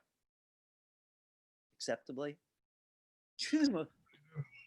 Poker-faced people. I have no idea what anyone's thinking. It's because it's pretty easy. Is it? Oh, that's so good to know. You know, it really does help. You know, when things are easy and you guys let me know, I get to move quicker and you get to learn more. The only thing I found that it differs from like motion graphics is that, say I already have the 2 keyframes, but I want to change position, but like within that same path, but it doesn't let me. It's like, yeah, you know, to change positions of something, what you would need to do to keep it neat is I would make sure you're either on the original keyframe or the property keyframe. If you go to either one first, you could safely move it. You know, so it's like if I thought this one was too far over, I'd click the keyframe first, and then I'd move it. oh no, yeah, I have it like that. But say I have a path that I like, but I want to move, like set something like further up, but on the same path. It's not like the same on the motion graphic where Right. like in set keyframe can move in this on this frame and the other one on this other one on the same path. You know what I'm going to say though, for people who really get busy with the motion paths, particularly the blue dots that are all over the place, there's a lot said of very exact ways to alter it. You know, one could really get in there and do really precise stuff. You know, I have to say, I have not really needed that because, you know, frankly, text, just for one, just talking artistically, text usually looks kind of weird swimming around. It does really well, though, on horizontals. It does really well moving on verticals. It almost never looks good going diagonally. I don't really have a lot of use for elaborate paths. And even in character animation, you know, a person's walking, you know, etc. You know, it just really, there's not things moving on those elaborate paths as often as one thinks. But if you do need it, though, there's a lot said on YouTube about how you could alter the path in more detail. You know, the curvature of it anyway. You know, I have to say, my biggest complaint about motion tweening, and we'll get back to motion tweening, is easing. You know, and you know, I wanted to do more easing. And remember, easing was this deal. You know, start slow, speed up, slow down again. You know, all different ways to kind of work with the changing speed. And I love that feature, and I use it a lot. But man, it's so much harder in a motion tween. Everything else, a lot of it's easier with motion tween, but not the easing. So I've been doing a deep study of it because if I could actually find a way to clarify it, I'd like to share it with you. But anyway, I want to share what more we've got. So right now they're all sliding in, which is pretty nice. But you know what would be even nicer? If they faded in while sliding. Now, so this is what's going to happen. We're going to go to the first keyframe for the word nobody and change the alpha, maybe all the way down to 0. But you might remember from today's demonstration that everything after is going to stay invisible if we do that. That's not a big deal. You know, we're going to set the original frame to 0 and go to that first property keyframe and bring it back up to 100 alpha. So it's going to be invisible, but it's going to fade right in on that short slide. It's less than a half a second. Let's try it out. You're going to like it. You're going to recognize it because it's very common in advertising. Okay, I'd like you to find your way to the first keyframe of the word nobody. So on the nobody layer, your first keyframe's probably in layer 10, right? And I'd like you to select that object. Just click it and go to the properties palette. So you do have to go to the keyframe, and then you do have to click the artwork, but only once. Be sure not to double click it, just one click. When you come over here, you'll see color effects, and you could choose alpha and set it all the way down to 0. Now look, it worries me a little bit because everybody always says that they get this, and yet I see almost none of it in the homework, which makes me think people remember when I'm there. But you're going to need this, so I want to point it out again. You could go anywhere and change the alpha, but it would really mess up our goal. So I'm asking you to go to the first frame of that word. But to get the feature to show up on the properties palette, you do have to click the art once. So I'm asking you to go to the first keyframe for nobody, click the artwork once. If this is set here, this is the default, choose alpha and drag it down to 0, very similar to classic tweening. But here's where it's different. In classic tweening, the next frame would already be back, what we call opaque. It would already be set to 100 again, we'd see it, but not in motion tweening. So I want to go to where it finishes the slide.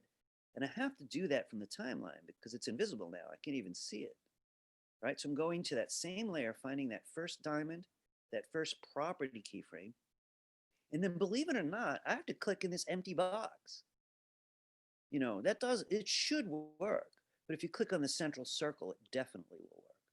Because what we want to do, or I shouldn't have said that. It's being finicky.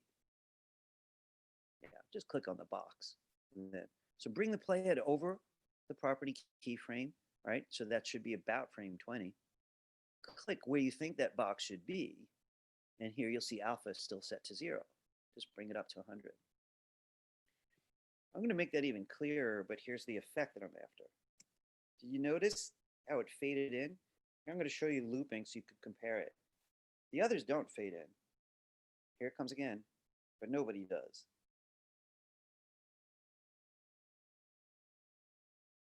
All right, if you missed it, I'm about to do it on the next word, or I should say the next block. So here's the next block, right? Here it is off to the right, and I see it scrolling over. Now we could tell that my goal is, I'm talking about can bring you, right? I want it to start at 0 alpha, so this is going to be invisible. You know, frankly, I won't always go down to 0. I might go down to 20 or 30, produces a similar effect. So I'm going to find the keyframe where it begins. Then I do have to click the artwork once so I can find color effect. And we're talking about alpha. And I bring it down. Problem is, it's going to disappear on that whole layer if I don't fix it. So I'm going to go to the next keyframe. Even though it's a diamond-shaped one, it's a property keyframe. I'm about to change the alpha property. So I have to make sure my playhead's right over it. And then to make it show up, the feature at all, I do have to click that empty box, that seemingly empty box. And I bring that up. So now I've got 2 sliding and fading. If you got the hang of it, I want you to do the next 2 by yourself. If you don't, I'm going to narrate it. I'm ready for the word peace. Here it is. It does its little slide already, but I'm kind of elaborating on that slide by having its first keyframe render it transparent and fade in. So I found the keyframe, but again, the feature's not showing up on the properties palette because I find the keyframe and then I have to click the artwork. Same thing over and over. So I'm going to go ahead and choose alpha. Bring this down to 0. And I already know it's going to stay transparent. So since I already have that next keyframe, I go to it. And even though I can't see it, it's there, right? It's just 0 alpha. But to get the feature to show up so I could work on it, I have to click in the box. And I bring alpha back up. Good morning over there. Oh, yeah? Oh. Okay. Sorry about that, guys. All right. Let's do it on the last. I know some of you beat me to it. That's fine.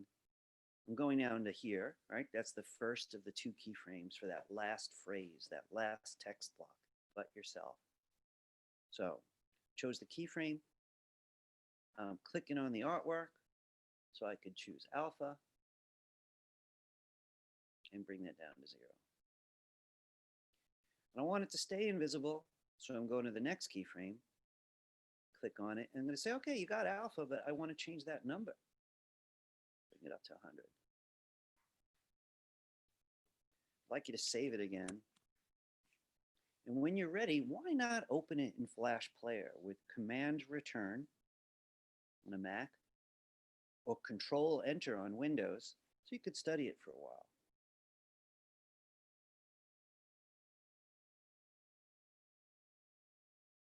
It's nice, but we're going to make it even better after we take a break. Make sure you've saved it. Before we break, I want to field any questions you might have. So how does this rate on the easy meter? 0 to 10. If 10's the easiest, what number is this? What do you guys think? Anybody? 10. Thanks, Callista. You obviously love this stuff, so Yeah. another 10. Oh, good. I'm glad you feel that way. I have to say, what would be interesting for your generation of specifically Adobe Animate users would be, could you do the exercises before in the semester this way? Without classic tweening, motion tweening instead. It really becomes a personal preference.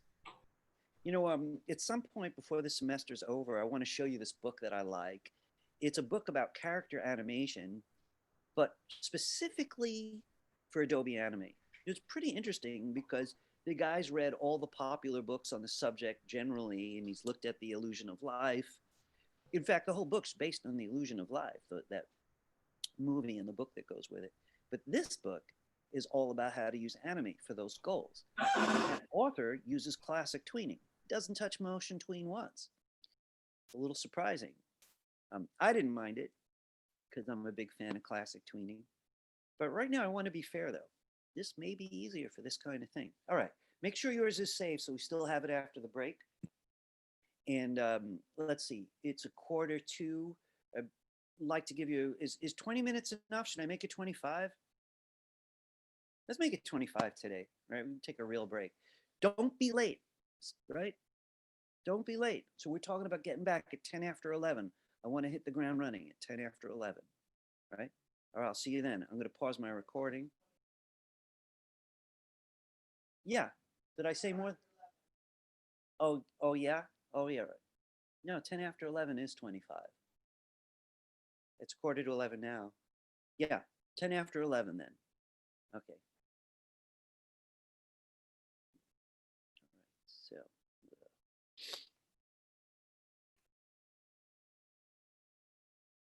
All right, great. Hello again. One thing that's, interesting to me anyway, is how much of this would be precisely the same if we were doing classic tweening. And I have to say, the vast majority of it, I'm opening up to motion tweening. Like I say, I've been classic tweening for like 20 years or something. Motion tweening is not by any means brand new, but it's just the newest available. One second. In any case, I do want to take the subject further. I like what we've got. I surely like the beginning. I'm not too happy about the end. So a couple questions come up, like where would it be? Would it play once? You know, for example, if you had some text sequence before the beginning of an animated movie, right, and you chose to do it this way, right, what would happen at the end of all the credits? You know, would it just, and then the movie'd start? Would the credits fade out? Would they move off screen, you know, for example? So we've got some choices. I want to get a look at the timeline and then figure out how we would like to end this animation. So I'm going to bring mine back to the beginning, play it right here. And at this stage, right, I just stopped it. It's around frame, let's see when it actually finishes out. The way that I have it, by frame 50, everything's arrived, right? And I've got 50 more frames, which are serving as a kind of pause. And I think that's okay. What I think I want to do is have them simply fade out one at a time. So what I want to do is have the word nobody fade out first, and only an instant later can bring you fade out after, and then peace, and then the last but not least, but yourself would fade out last. And I think that would be kind of a nice way to do it. So I want to begin with the word nobody.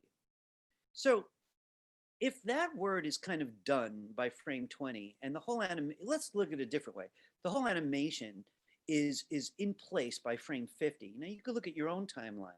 I'm talking about the last keyframe for but yourself, which sort of represent everything having arrived right there. I want it to stay put, you know, for at least a second or two, right? So people have a chance to read it. So what I think I'm going to do is work with about 1 second, and then if we don't like it, we're going to deal with how we change the timing. So I would say around frame 70, around say the 3-second mark, roughly, I want the words to start fading out. So on the nobody layer, I'd like you to find the 3-second mark. And I want to remind you of something. If I was going to move that word, it would make its own keyframe. If I was going to alpha that word, it would make its own keyframe. Brightness, same thing. If I was going to rotate it, if I was going to take any action on the word, it would make its own keyframe. But I don't want action again.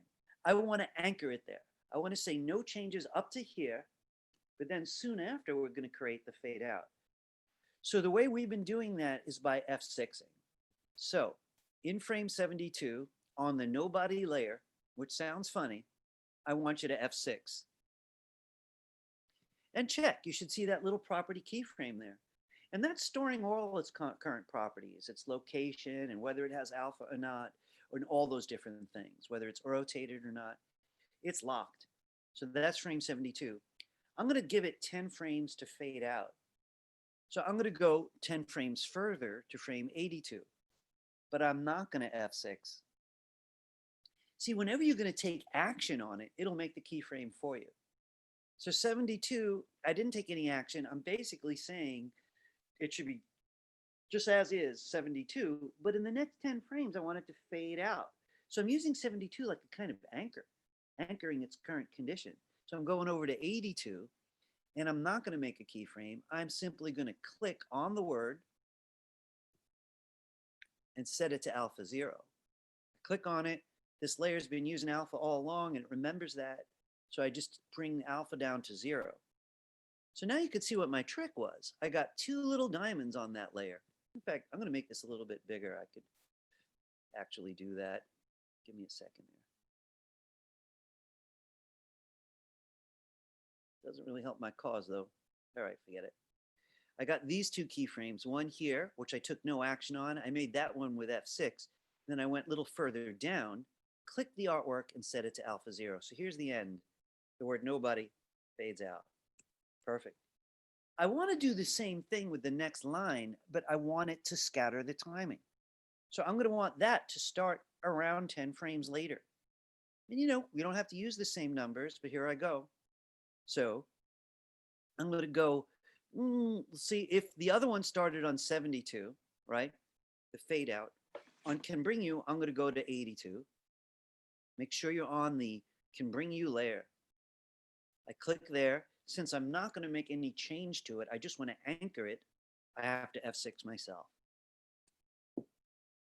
So there's that first time, and I'm going to take no action. Just saying that's where my next thing's going to react. So I'm going to have 10 frames for the fade. So I F6 and 82. I'm going to go around 92. This time I don't need to F6 because I'm going to click the artwork, make a change by dragging alpha down to 0, and it makes its own keyframe. So I have to admit, it's a subtle difference. When do you need F6 with this kind of animation? If you need to anchor something in its current condition, right? Say, this is as is. Because look, if I didn't do that, it would have started fading way back from earlier in the timeline. Here I created a little 10-frame span, and I did it again. I want to do the next, but you could tell that I'm running out of room. I really need a lot more frames than this, it looks like. So I think what I'm going to do is I'm going to go another 30 frames out and F5 all 4 layers. Remember, early today, I asked you to set it to 100. It's proving not to be enough. So I'm going to go to 130, actually, 140, and I want to F5 each layer because we just don't have enough time to work with. All right, I already did the fade for Nobody. There it goes. Here's the fade for Can I Bring You next. And the next one's going to be Peace. I'm going to go right under this last keyframe for the word peace. All right, so really I'm using this 10-frame kind of interval idea, right? So peace is going to be locked here. I'm going to use F6 to do that. So in frame 92, I'm going to click in the peace layer and F6 it. So essentially that's going to come the start of this little fade out. I'm going to go 10 frames over to 102, roughly, doesn't have to be exact. And this time I don't need to make the keyframe. I just click the artwork and set my alpha.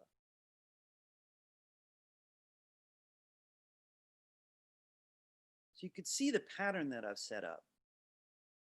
I went here 10 frames, and as soon as that faded out to 0, I started the next word, and that took 10 frames. And as soon as that faded out, I started the next word. That took 10 frames. I'm going to do the last fade out. So I'm going to go right under this keyframe, and I have to F6 again because I don't want to move it. I don't want to alpha it yet. And then I'm going to go 10 frames further down. This one I'm just going to click on. Oops, wrong one. Got to get right in there. There we go. And set the alpha down to 0. I'm going to save what I have, and I'm going to play it in Flash Player.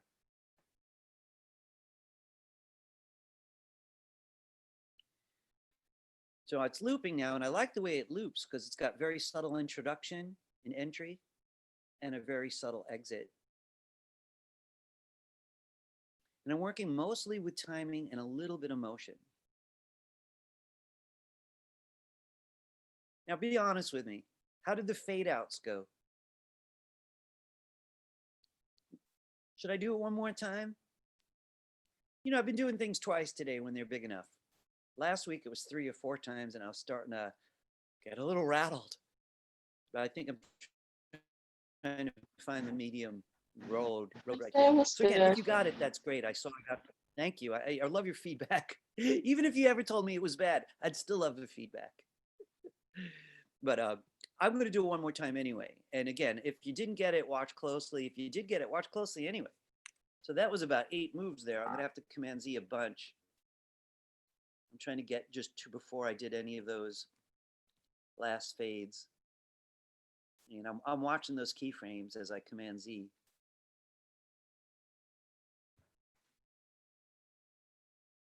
Give me 1 second there.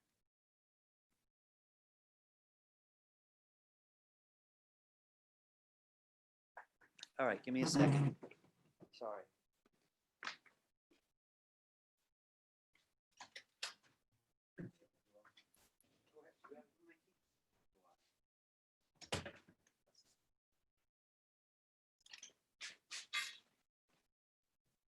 Sorry, guys.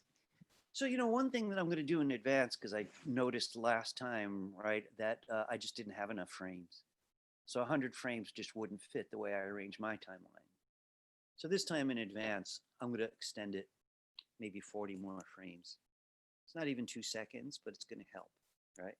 So I'm going to use my F5 trick. And that's just filler, just time. All right. So again, I started this by looking at how they arrived. I wanted to make sure that they had plenty of time for me to read. And I think like the exit's going to take a good 40, 50 frames. So I don't know. Here I am. I finished it on 50. I think I'm going to go out and start this closeout around frame 85, 90. I could change this later. And those of you who already did it, just hang out a little bit. We're going to try it. So one of the ideas that I'm presenting right now is if you want a sequence to be short down the timeline, a 10-frame fade out, I got to anchor the first frame in some way. Say, don't start fading earlier, way back. The person won't even have a chance to read it. I want it to start here. So I'm using F6 to kind of anchor this state. Here's F6. I'm going to go down 10 frames. That was 85. So here's 95. And here, all I got to do is make any change, location or some other property. It'll make the kind of keyframe it needs. So I choose the moment, click the artwork, and bring alpha down. I'm going to go to the next line, starting right underneath that completed alpha. But right now I'm on the next line, can bring you. Again, I have to F6 to anchor that spot so the fade doesn't start too early. And then I'm going to go another 10 frames over. That was 92, so I'm going to about 102. Then I simply click the artwork and bring alpha back down. And I'm going to keep that pattern. I'm working on piece now, and I want to start it here. This one I have to F6 for myself because I don't want to change the artwork. It's just right. But by 112, giving me 10 frames, I want it to fade out. So I click the artwork, and I bring alpha down.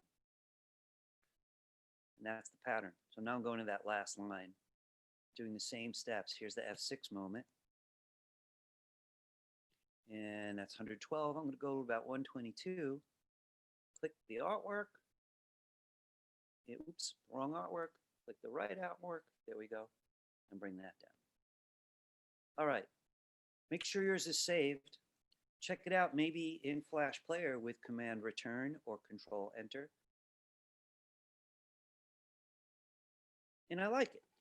I wanted to say a couple quick things that I'm not thrilled with. I like it a lot, but I kind of wish it would stay a little longer before the fade out. And I might want it to pause even after the fade out. So what's the best way to achieve it? And if you're thinking F5, you're right, that is part of it.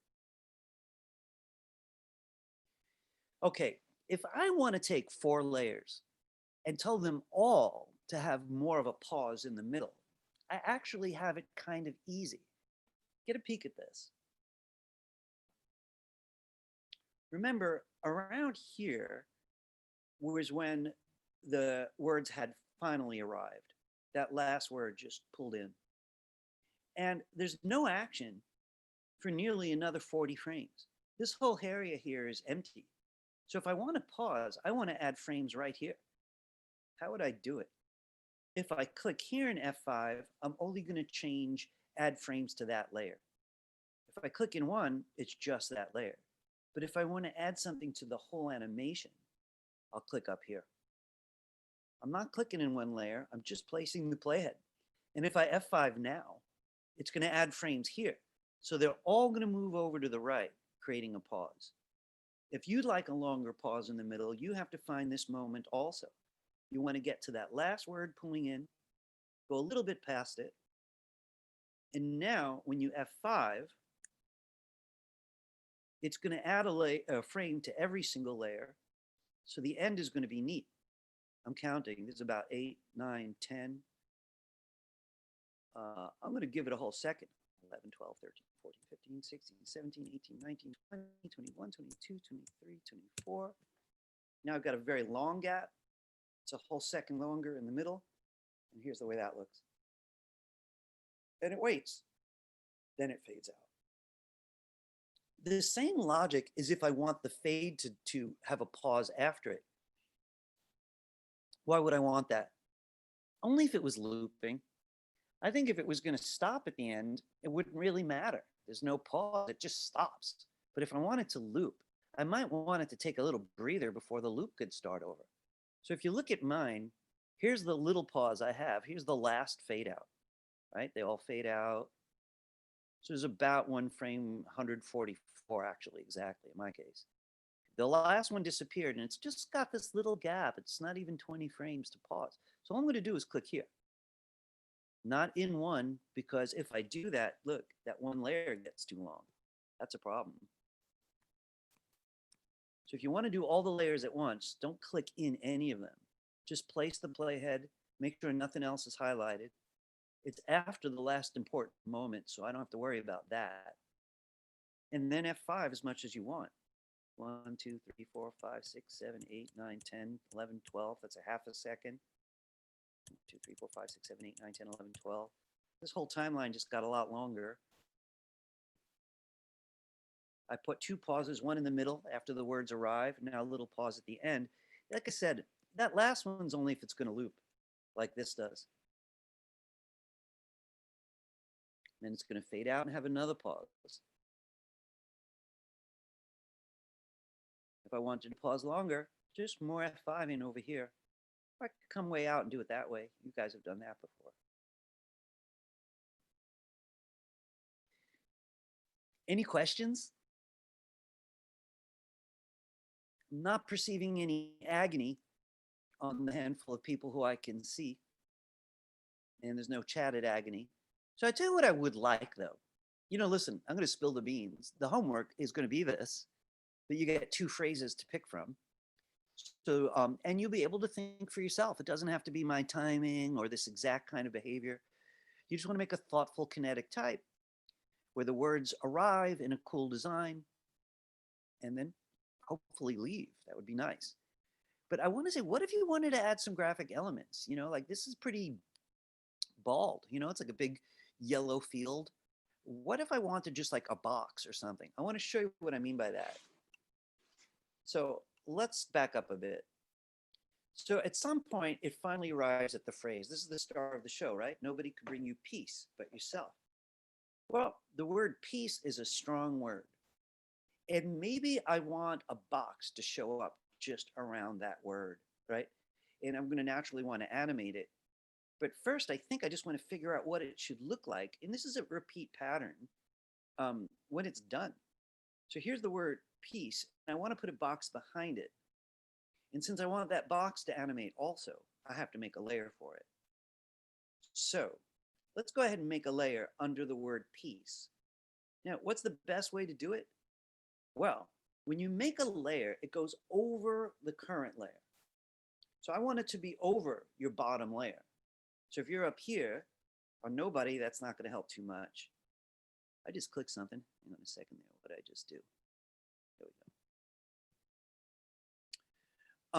I'm going to go down to the but yourself layer and make a new one. So it'll place it just above. So it'll be behind the piece. If you want to join me, click your bottom layer or whatever's underneath the word piece and click the new layer button. I'm going to call that layer box. It's currently got a random name, layer 10 for whatever reason. I'm going to double click that name and I'm just going to write box. Now, I got to figure out when I want that box to show up. So here I don't want it. Maybe I want it to start fading in at the same time the word piece shows up. If we want a time when a new character arrives or a new graphic, right? Make the layer for it, choose the frame you'd like it to show up in, and make a blank keyframe there. The word piece on mine shows up in frame 30. So I'm going to use frame 30 of this new layer I just made. and put a blank keyframe there. You need a blank keyframe to draw anything, a word, a box, a person. And I don't want it in this one, back in frame 1, I want it here. So you right click and choose Insert Blank Keyframe, or you control click. All right, at this stage, I want to put the box, but I can't really see what I'm doing. I'm kind of hoping that onion skinning is going to help. Remember onion skinning from down here? I could just barely make out the word piece there, right? Sometimes it helps after you turn on onion skinning to expand these brackets, get more information. So notice I still have the new keyframe highlighted. I just have onion skinning off and on, just so I can get information. So there's my keyframe. I'm going to get the rectangle tool. I'm going to pick a color for it. Let me just move this out of the way. And look what I'm going to do.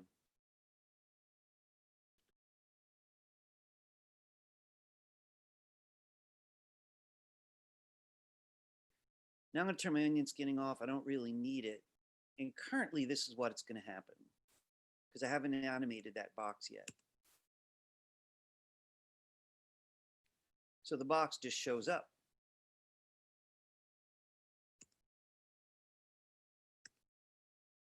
All right, folks, I'm very fast. This is going to be a fast repeat of those steps, just a quick one. I'm going to delete it.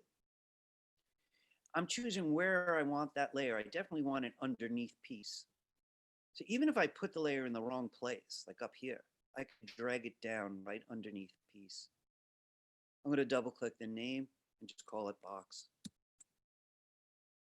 I then have to choose where I want the new feature to show up. And I think frame 30 is the right place. So I'm going to frame 30 on that layer, but I can't draw there without a blank keyframe. So I insert it. Now I could draw there. The only problem is I'd be guessing. I needed onion skinning to just find the rough location. If it doesn't help, change the brackets to get more or less information. But make sure the new keyframe's highlighted before you draw. Got my rectangle tool already. I set it to white. And I'm drawing my shape. I don't need onion skinning anymore, but I'm going to leave it on for a minute.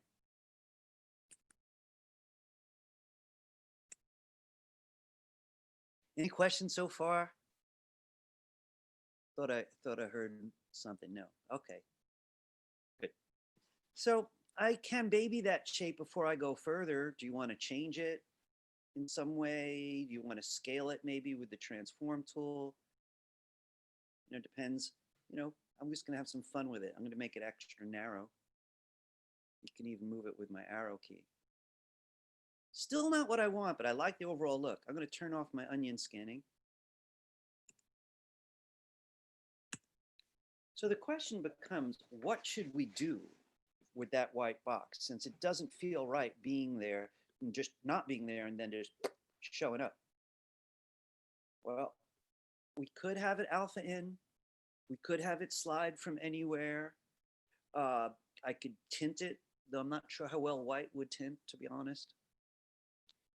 I think I'm going to try some scale, right, which we haven't really done much of today. So the box is going to be so small, you're hardly going to notice it. And then very quickly, it's going to go shoop, just as the word piece arrives, whoop, behind the word piece. All right, how do we do that? Well, I placed it, but I didn't make it into a graphic symbol, which I have to do regardless of whether I'm going to do classic tweening or motion. So let's go ahead and convert it to symbol. Make sure you got the right thing selected, because I almost clicked an invisible word there. Convert to symbol, box. I want to tween it, so I'm going to go to the keyframe and turn on my motion tween. Right, so now I've got the gold bar. And I want to go 10 frames out in F6. So this is similar logic to what we were doing earlier today. I know I need it to exist in both frames. After I F6 it here, I'm going to return to the original one and make it really small. So here's the original. I'm going 10 frames further and I'm going to F6 because I need a keyframe there, but I don't want to move it.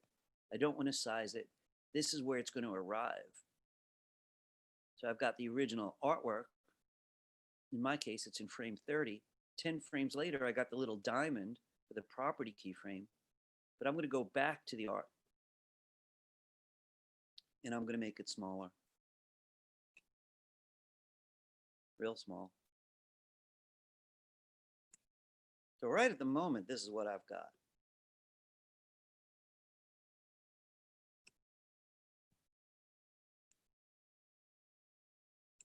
Kind of like it. I kind of wish that scaling thing of the white box would have taken longer. So I want to say something about slowing it down. Don't really want to F5. And I know we use that a lot for timing, but if I do a F5, I'm going to be adding frames to that layer, which is going to mess up whatever I have at the other end. When it fades out, it's going to just push it all down the timeline, stick out, everything else will disappear. So I don't want to add frames. I just wish the keyframe where it arrives at the right size was later. So I'm going to move it. This way I don't have to add frames. I'm just going to move that property moment a little down. So here's the way that's going to work. I'm going to click right on the property keyframe. And I'm going to press and drag it further right. And I really don't know. Since I've been going by tens, I just made that 20. Let's see how it looks. So it took longer. If I wanted it even longer, this is where it reaches its full size. I could press and drag it even further if I think that's a good idea. But I could change my mind as often as I want. Actually, that does look better.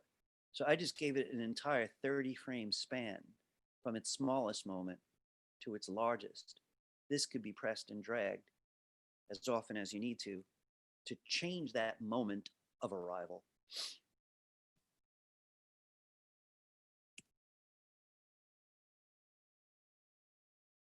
I'm going to save it. Oh. Huh. Hey, what happened to the word nobody up there? I clicked something by accident before, and I think I did something weird. Oh, there we go. Sorry. Never mind. That box better fade out, don't you think? So if you think you know how to fade out that box, do it now. I'm going to do it in a moment, though.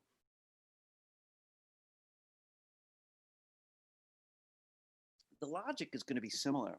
I somehow have to set up a span. 10 frames, 20, 30 frames. I got to take a good guess toward the end so it could fade out. I want to look at the other fade outs to get some information.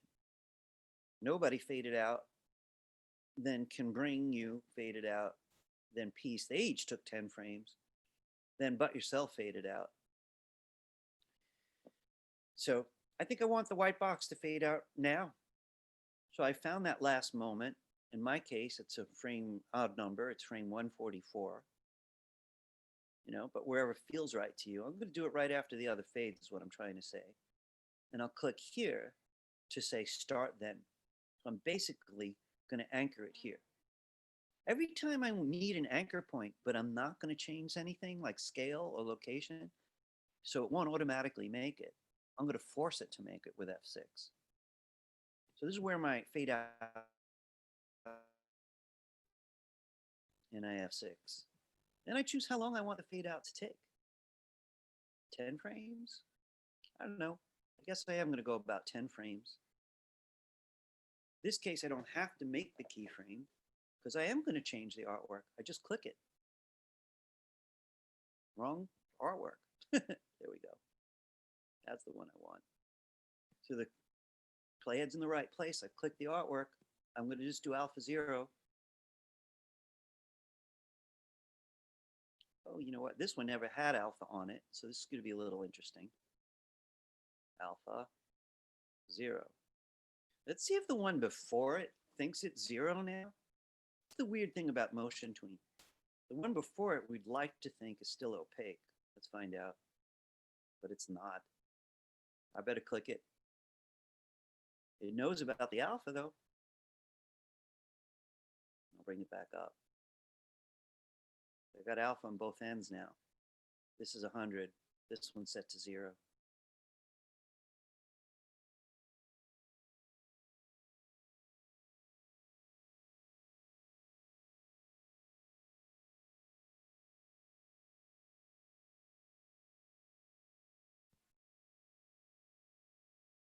I could change that timing as often as I want once I have it set up, but I think I want to quickly review it. So I'm going to Command Z. By the way, I could literally just click here, Control click, and say clear keyframe, all. Click this one, clear keyframe, all. If I just want to dump them, that's not the same as remove. That would change the length of the timeline. I'm just clearing out the keyframe, all. All right. So the main idea is, where do I want the fade to start? This time I'm going to try it here. If I'm not ready to take any action on it, I F6 to force a keyframe. I choose how long the fade out should take. Click the artwork again. Bring the alpha down. In a second here, I got the wrong artwork again. That's what threw me. Bring the alpha down. And the only thing about this is, because I didn't set alpha beforehand, like I did in all the other layers, it was also affected, and rather strangely. So it's like, hey, if I play it and it's just gone, oh, it's not. This time it worked fine. Good. A little confused by that, but happy about it. So right now, here's the fades. And I'm glad. I'm going to save it. I want to say one thing about practicing this. The homework's going to be excellent. It's going to be very similar, very short phrase, right? You'll get to think for yourself. I want to say a little bit about that homework, but I want to just push that back a little, because there is, I think I'm going to do it actually right now. I want to just say, what would be the first best steps, right? So have a peek with me for a minute.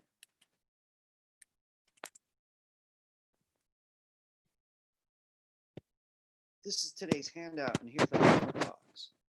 I've got these two quotes that you can pick from, right? One is "Peace is always beautiful," and the other one is "Peace is its own reward." Whichever one you feel like using, right?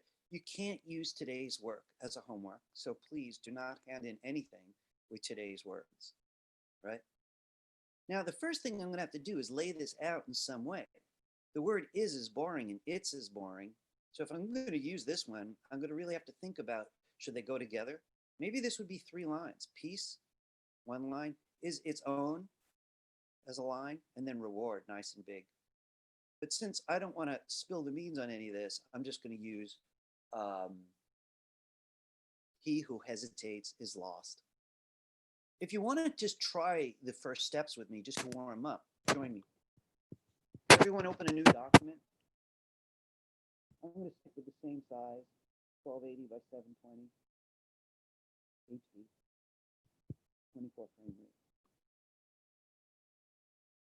I'm going to make sure I can see the stage. Now, this is different than the last experiment because I supplied the text in blocks. I'd already decided what the units were going to be, right? Right now, I'm just going to do a little bit of he who hesitates is lost. So I'll tell you one way that I'll often start out. You could see if you like this idea, or you could jump right in. I'm going to take the type tool and I'm just going to click once and I'm going to write it out. He who hesitates is lost. Now, the thing is, I can't really use this. This is just to help me think. What do I want in each line? Do I want the first line to be the word he? It's 2 letters. It would have to be very big. I like that. So I'm going to borrow it. I highlight it, Command C, come over here, click. Oops, sorry. I didn't realize my text was white.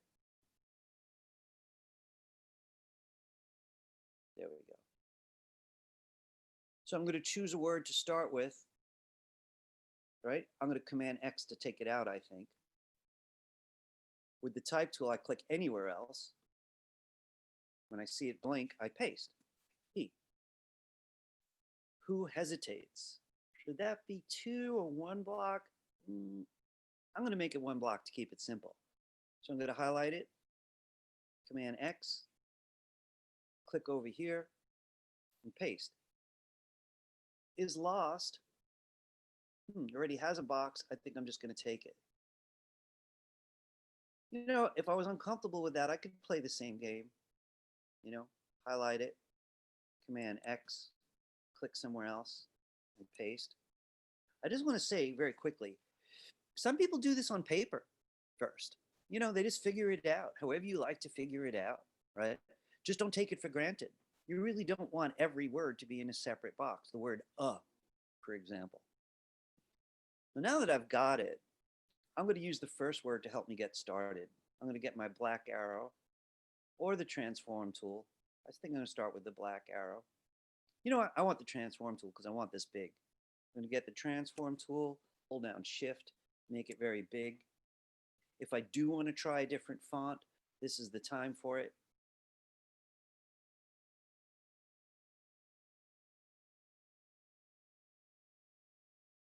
And it's an important decision, you know. If this doesn't work for you, because sometimes it won't, you could click here and choose it this way. You could even type in one if you have to know a font you like. I would recommend against Helvetica and against Times because they're just boring. This is Inked God that I loaded earlier today. Some of you successfully loaded it, so I guess I'm going to play with it. The only thing that worries me about this one is all this empty space in this box. I'm going to keep clicking on it by accident. And if I notice that, I'm going to have to just be very careful when I click. All right, I'm going to click this one here, and I'm going to change it to Inked God 2. This one.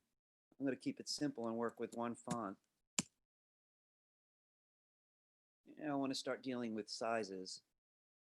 Again, if I click here, I keep getting the word he, so I got to be careful. It'd be a bit of a bother. The transform tool is my favorite way to scale, but be sure to hold down shift. And I'm making some kind of decision about what I want it to look like. So this time I want to do it a little different. And I'm thinking out loud.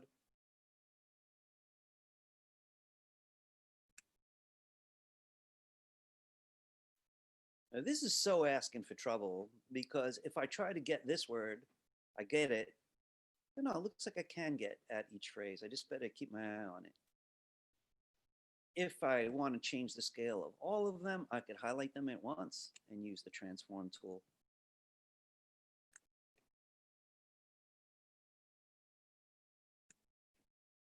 So I'm dealing with size, I'm dealing with the font, I'm going to be dealing a little bit more with the location. I think I want a background color though. So as long as you click off of any object, you can click on the empty stage, you can find this.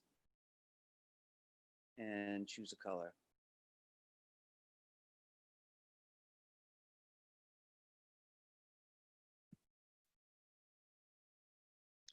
Feel free to interrupt me, right? You know, if you need to. Shout out, turn on your mic, shout out, chat. Okay. I do want to deal with color though. So I also want to make sure I can see my stage. Make a couple little decisions. This is what it's going to look like when the animation's over. So this is important to me. I got to think about what I want to do. I'm going to change some color. Click it and use the fill box.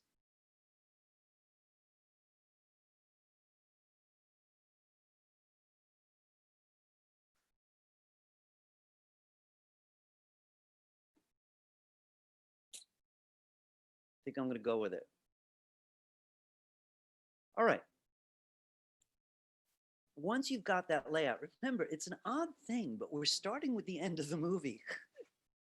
You know, I can't really figure out how the animation should travel without knowing where it's going to arrive. This is going to be what it looks like when it arrives.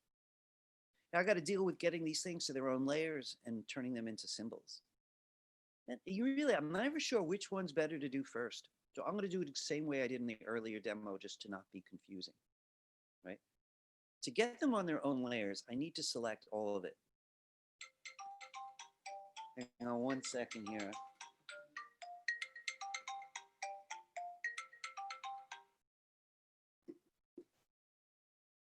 You know, I'm waiting for a workman I could only schedule today, so I'm gonna have to answer if he comes to the door. Hey, do you guys get a million phone calls about car insurance? I haven't owned a car in 10 years. You know, I get several Yes. calls. You get that? Do you Really get a lot annoying. of I phone calls in do, and yet I Chinese? don't have a car. I don't even have a car either. Telling you, but I don't even have a license, and they just keep calling me. And I keep getting calls in Chinese too every day. I have no idea what they're about. You know, it's like Mandarin, I'm guessing. I have no idea what they're telling me, but also the two of them, it's the only phone calls I get. I sound lonely. Anyway, all right. I want to move these to their own layers. So again, you have to highlight it all, right? Tell it what things deserve their own layers. And then modify menu. This is easy to forget. Modify, it's a timeline operation. Distribute to layers. I just love this feature. This used to be a lot slower. Modify, timeline, distribute to layers. Just like we saw earlier today, we've got a layer on the top that is empty, right? Because that's the layer, the original layer, and now it's empty. So I'm going to delete it. So right now I'm just getting prepared. I got my 3 layers. This is smaller than the last. The only thing I don't like, which is just for my own sanity, is I wish these layers were stacked differently. You know, the word he's on top here. So I'm just going to imitate that. Drag that layer to the top. He. And the next, who hesitates. And then I've got he who hesitates is lost, like that.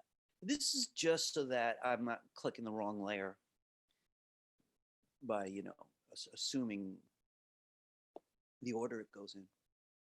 All right, I got the art. I like the design. I've got the layers. I'm happy with them. I don't yet have the symbols. Now, guys, we're going to do something different this time. Just a little different, right?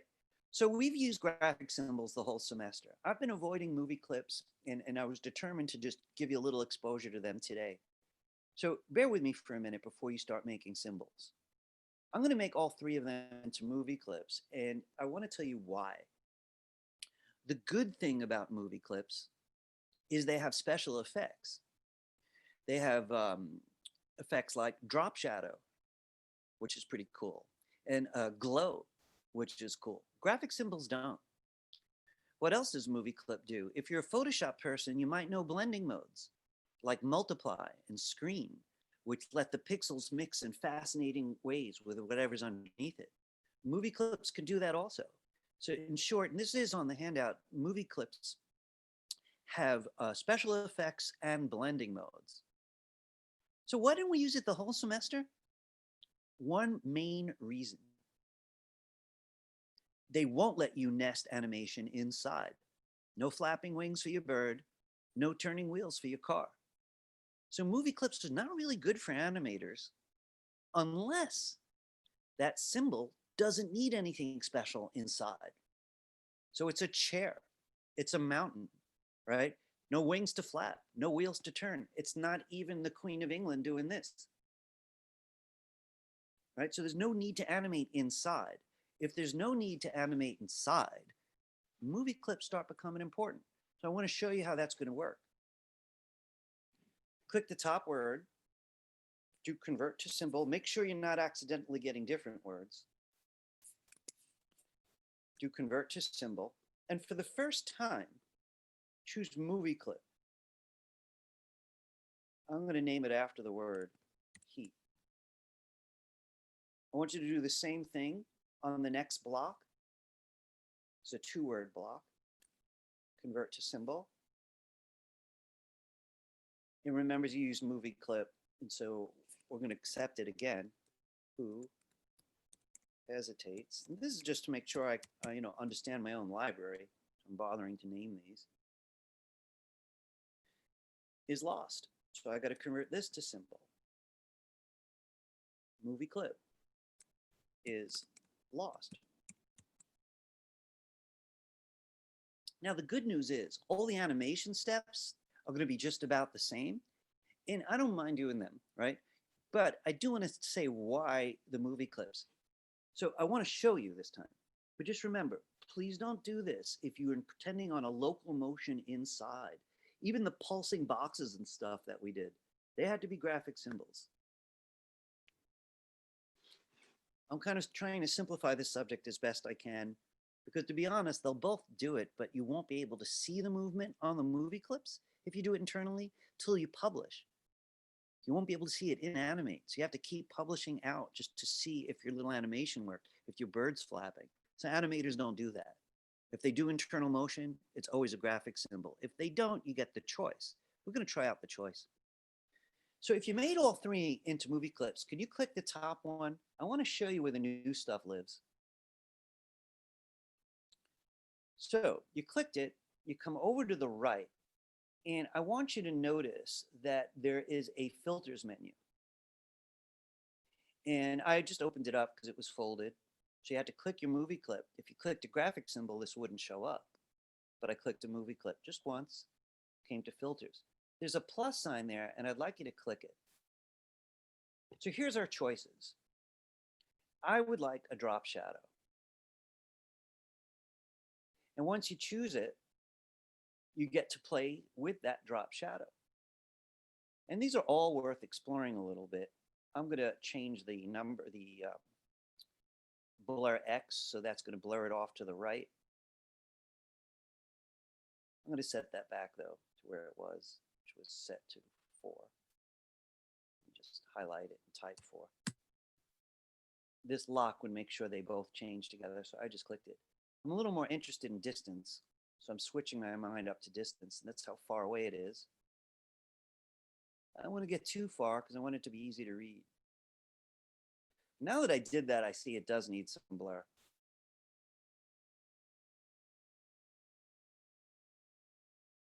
So I'm trying to find exactly what I want. And it's worth exploring the other features to see what they do.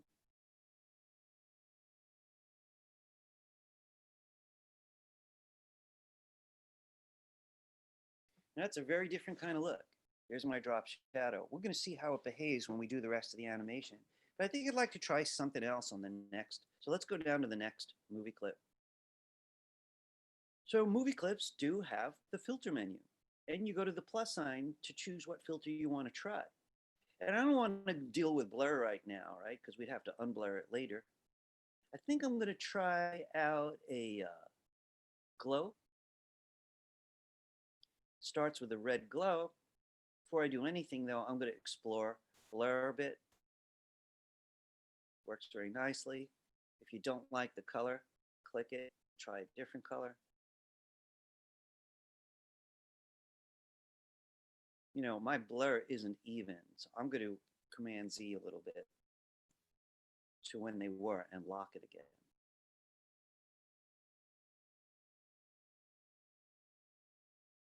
And see if I want a different color or not.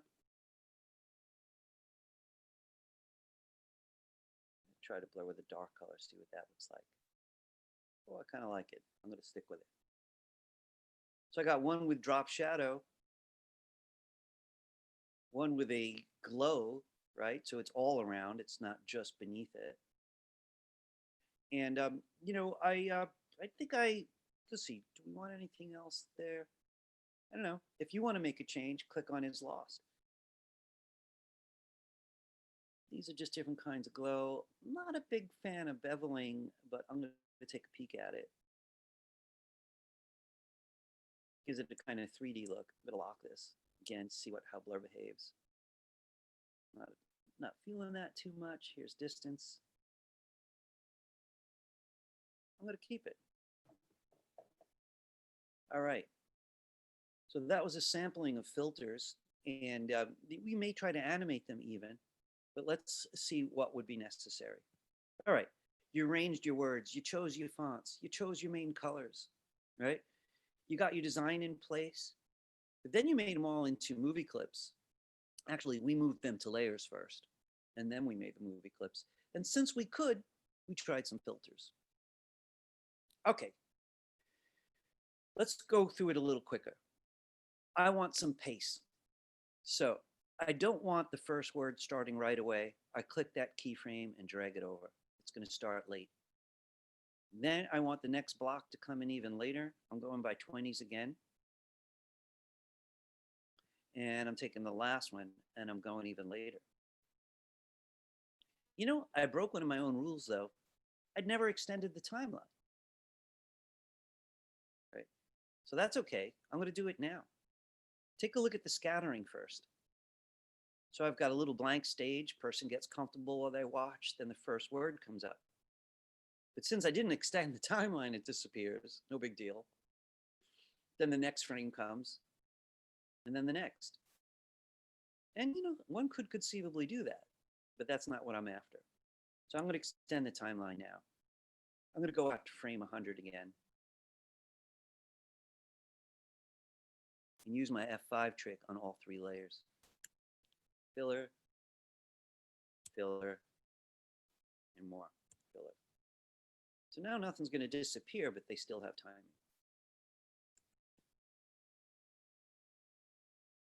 Remember, we already made them symbols, right? Now I got the basic timing. I'm ready to turn on the motion tween. I'm not going to do this whole exercise, by the way. This is just to remind you what the initial steps are, then we're going to have to drop it. I think I'm determined to let people out a little early today. All right, so this is what I've got. I got my basic timing in mind. I'm going by 10s. You don't have to, right? But it's working for me. I'm ready to turn on the tweens. So I go to the first frame when I'm ready. So listen, one thing I do want to say to you though, I really do recommend that you scatter your words on the timeline before you turn on the motion tween. You know, I think we're all a little too tired for me to go into a really boring explanation of why I think that's easier. But I would set this up so that they're distances apart before you turn on the tween. All right, go back to frame 1. And I'm going to turn on my motion tween for each layer.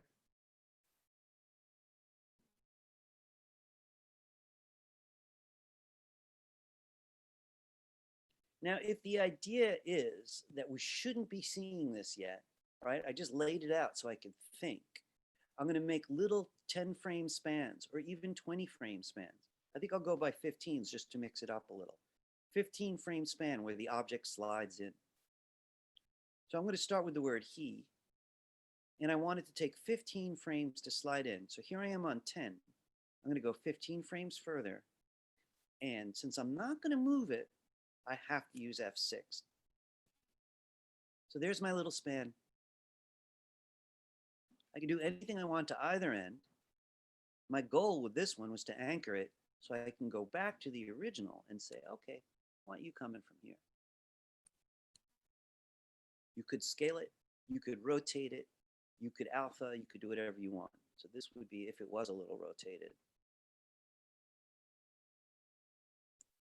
That was a little nicer than I thought. I should do that more often.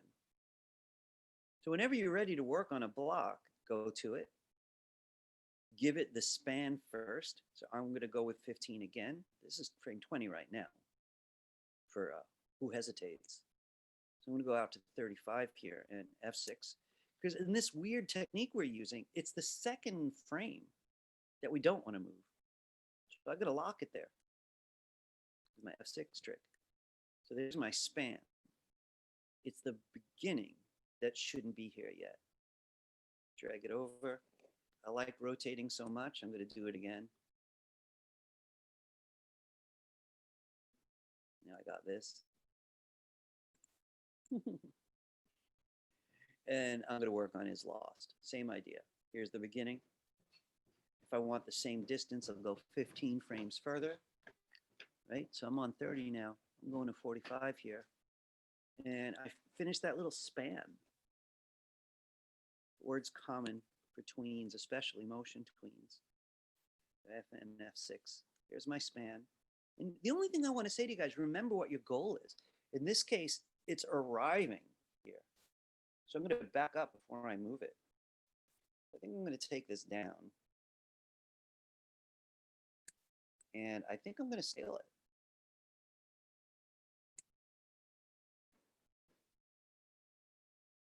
transform tool. Pretty happy with that.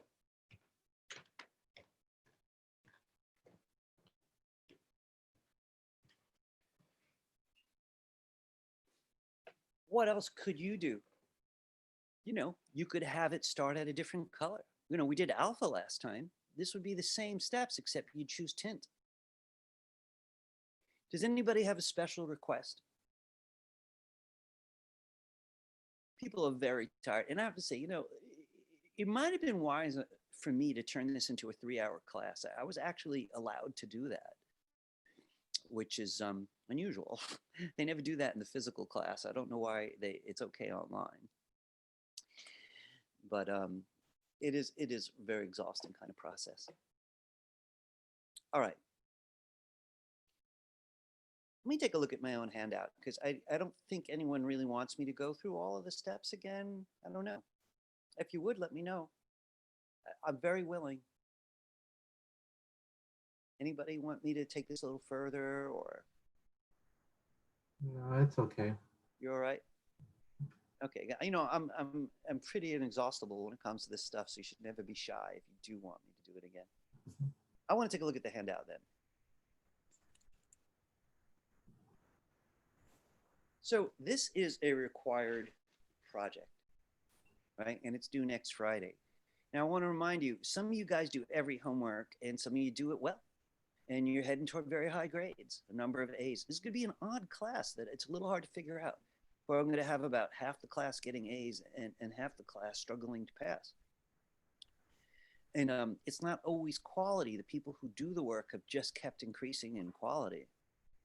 Some of you have been delayed, so I'm not really making you feel bad, but you really have to get started. If you haven't already, by the way, it is possible that some of you have really caught up since I looked last. So I better be quiet. But this is what I want to say. Keep on point now. It's the exhausting turn in the semester. We've kind of passed the midterm already, period, and keep it together. So this is a Kinetic type project. I want you to make a choice between these two. If you want to use a different phrase, here are the rules. The phrase is about peace. This is the peace project. So if these are too short for you, you want a bigger challenge, by all means, you could use something longer, just nothing that I used today. The other thing I'd like to say about it is, if you're feeling really fluent and you'd rather do multiple sentences, you know, then by all means, you could find a much longer phrase or think of a way to continue it. And how would you do it with multiple sentences? Should a sentence just flat out disappear before the next one starts? It's a good question. What if you're doing Kinetic type for a speech? If you get tired, but you still want more, you're just too tired to work, go to YouTube and search Kinetic type and watch the fabulous type animations on YouTube. And they'll all be found with Kinetic type as the search. All right, any case, you know, I take this back about the width and height. You choose the width and height you want. If you want to use the width and height we were using today, you go right ahead. I'll accept it. You're going to need distribute to layers, right? We just used it a few minutes ago. And consider your background. Do you want graphics like we did in the earlier project? We haven't brought in photos yet, but it would be an easy search to figure out how to do that if you wanted. And I'm definitely willing to answer questions next Friday for anybody who did it, who might have a wish list. Anyway, this is the only name that's accepted. As I've been doing all semester so far, I would like an animated GIF. And so this is going to be the name of the GIF. And you drop it in the usual Google Drive folder. I want to remind you, don't go looking for the subfolders, right? Those are really just for me. I organize stuff after the fact. You just drop it in there and you're good. All right. Get back up a little bit. There is one more thing I wanted to show you about those movie clips you made. You just tried a couple of filters. We did drop shadow, but we didn't do blur or anything. I'm just going to demonstrate this. You know, what if I wanted this word to start blurry and then grow sharp? I'm going to attempt it. Talking about is lost, this block here. Here's where it began. So I'm going to go back to where it started, click it, and go back to the properties palette. Here's my filters. I already have one on it. I can click the plus sign to add another, and I'm going to use blur. I'm going to click this lock here, and I'm going to blur it like hell. Now I'm expecting that that next keyframe is blurred too. So I'm going to go to it. And just like I thought, it's blurred. So I'm going to click it once to see if the features show up. And sure enough, they did. So you notice I went to the second keyframe. I could have done it anywhere, but I like it being neat. As it scales and moves, it's going to unblur. So I went to the next keyframe. To see the filters, I had to click the artwork once, just like alpha, just like tint. And all I'm going to do is take the blur back down to 0. This is the way that animation looks.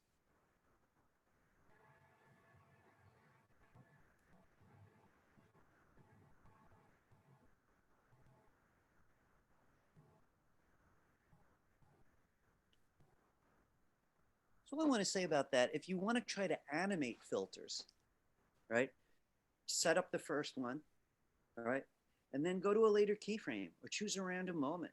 Click the artwork. You'll see the filter. To undo it, just bring it back to 0. To expand it, raise the number up. So this is food for thought. One thing's really hard to teach. I had to teach it in different topic earlier this week in Adobe Illustrator, actually. And it disturbs me every time. It's so hard to communicate, and that is blending modes. And I'm going to attempt to show you how blending modes work.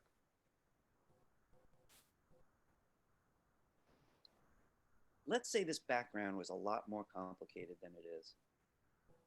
So I'm going to add a layer here. Just again, I'm going to be the demo person here. You don't even have to join me.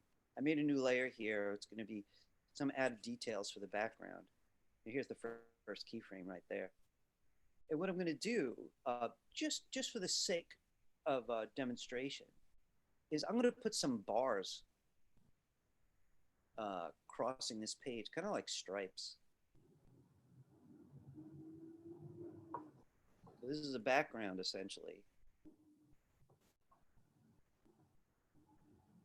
Need a layer for it, and I'm just sort of, oops. I should probably lock the other layers.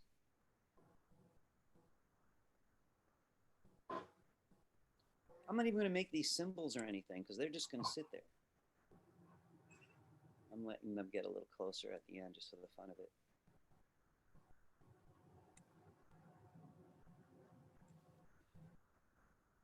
I want to see if I can get these to blend over those bars.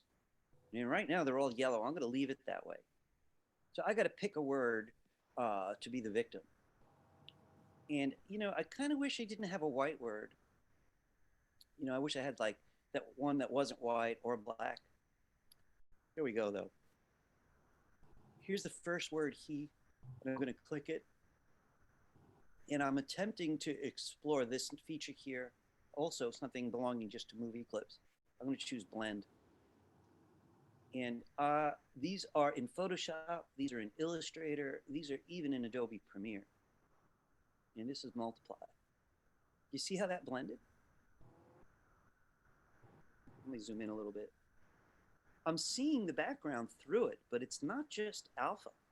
It's doing some weird kind of algorithmic math as it figures out what each pixel should look like.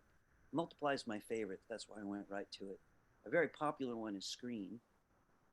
And on this particular image, it's not really helping a hell of a lot. So I'm not liking it on this image overlay. You can tell they're all a little different. And again, that's under blend.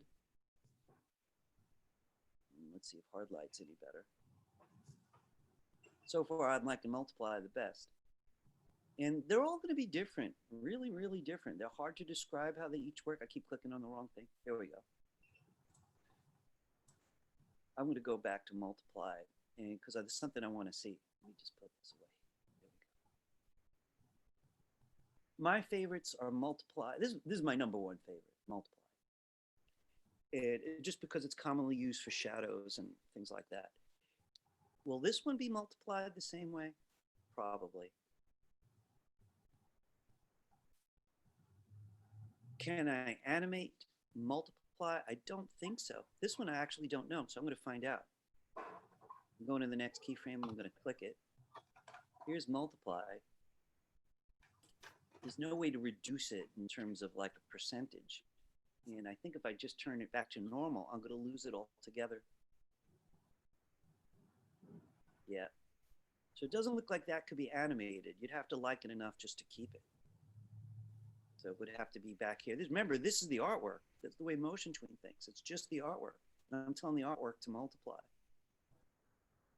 So it can be very cool. And I'm going to, you know, kind of stop. People felt filters, I think, right? Blending modes can be very interesting. I just wanted to mention them. They're not really important enough for anyone to fret over as an animator. And here I go, though. Just like that. It was a little too much, right? Because I wanted to show you all kinds of options. I might use multiply on clouds and things like that that are semi-transparent. So let me back up.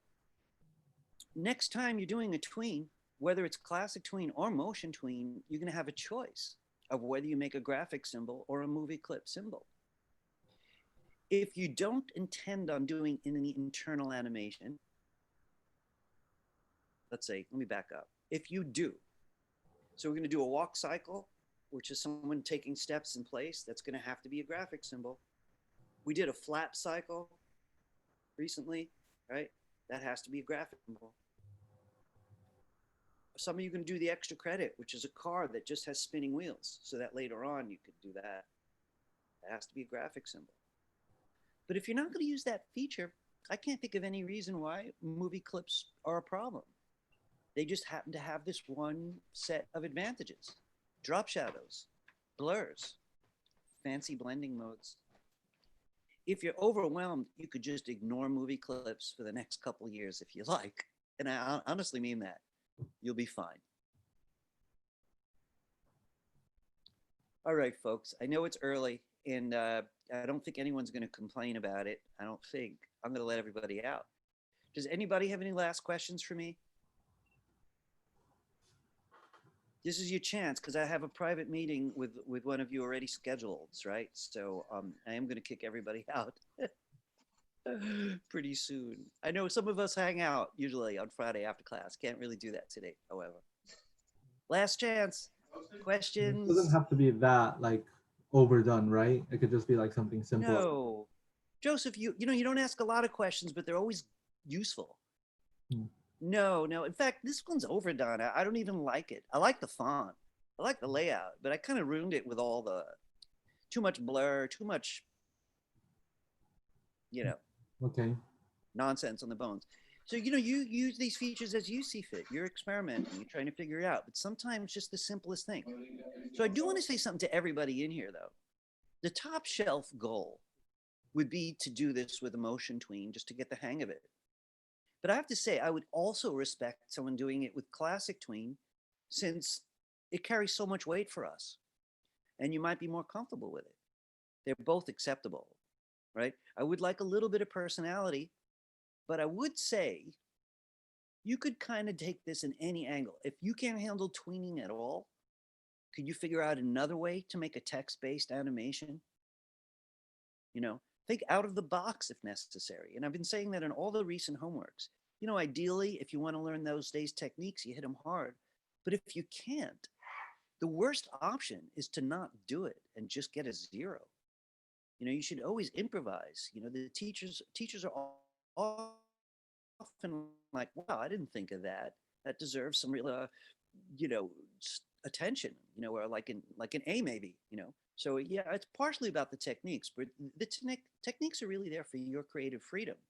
And if any of them are defying that, you find a different technique. You know, that's the way it goes. That's the creative life. All right, guys. So remember, the homework from class 3 will expire next Friday. If you're intending on doing that very old homework, you have to do it now. I'm not going to accept it after next Friday. That's it. The following week, the next homework is going to get crossed off. I can't leave these open forever. It's not good for you, regardless of what the semester was like earlier. All right, if there are no questions, I am going to say goodbye to most of you, right? The one person I got a meeting with, I'm going to ask you to stick around. I'm going to say goodbye to everybody else because there doesn't seem to be any questions. Okay, goodbye, Professor then. Bye, Jacob. Bye, everybody. See you, Jotaro. See you, Joseph. See you, Tiffany, Wei Ming, Harold. Oh, bye, See Professor. everybody. Got some of you, Nick, Gabriel. Yes. If anyone's got a last minute question for me, again, like I said, I scheduled a meeting with. Yes, bye. Bye. Sorry about the very brief emails I sent earlier. You know, I just wanted to make sure that you got the gist of it, that you heard from me, right? Natalie and I have a meeting. I just want to ask you, Gabriel, do you need anything from me? I know we had some unfinished business. No? How about you, Michael? Bye, Professor. I'll see you next Bye. week. See you. See you. Okay. All right. I just want to, Tiffany, you're, welcome to stay. Maybe it'll be helpful if you feel like it. Naftali had a really hard time getting a working computer, and kept his head, but it set him back for homework. So I'm imagining that's probably what this is about. I think Michael just stepped away from the computer from the looks of it. Naftali, are you comfortable? Can we talk? Are you all right? Yeah. Yeah. So tell me what's on your mind. I haven't checked the Google Drive, so I don't know if I got anything from you. Tell me a little. I don't even think I can even send anything because I just finished the second homework last night, and I was trying to put it in the thing, but like it didn't allow me to. So did you make a GIF? Yes, I have a GIF. And you opened up the drive and you couldn't drag anything into it? Nope. So I want to imitate this, and you tell me if this is what happened for you, okay? So I'm going to actually save this so I can use it as a dummy.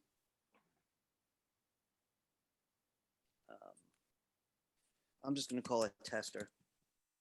And this is tester.fla. And I'm saving it. Oops, I didn't even notice where I was being reckless. I didn't even check where I saved that. Let me just try this one more time. I don't want to save it there. I'm going to save it to the desktop. All right, I'm going to make the GIF because every assignment has that same requirement. So here's my animated GIF. With all this transparency, this GIF's going to be a little ugly.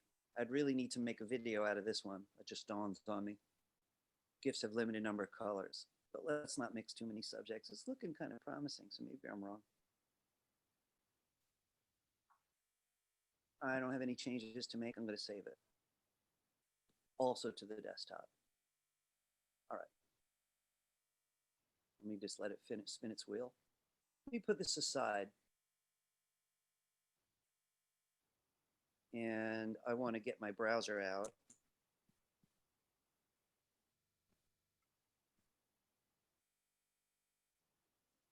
All right.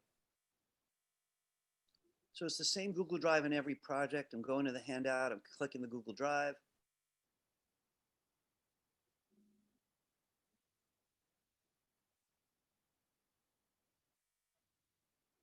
Right. And I'm going to get that GIF.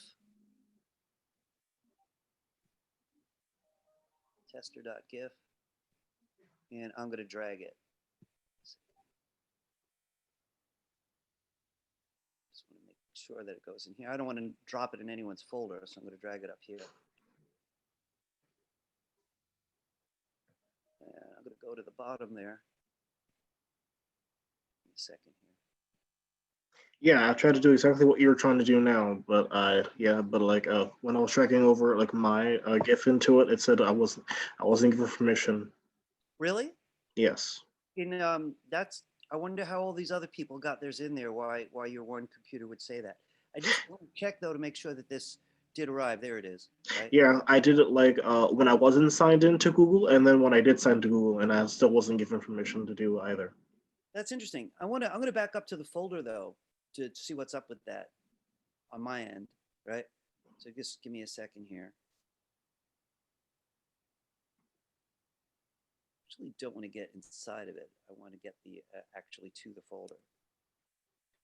So I'm going to click share right on the folder. This is what I do in all the folders that students use in all of my classes currently, right? Anyone on the internet with this link can edit it, right?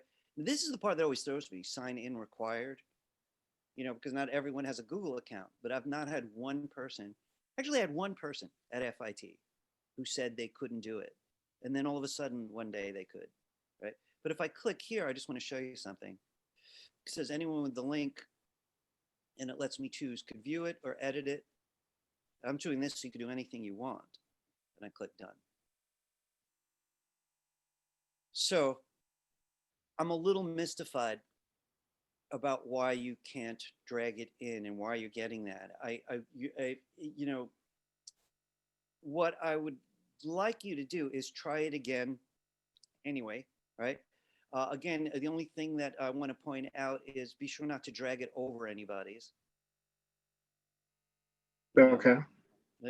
If that doesn't work, right, in your case only, I'm going to let you send it to me as an attachment. All right. I'll look for yours. But please use the email address on the handout, not the BMCC email address. I want to make sure I find it.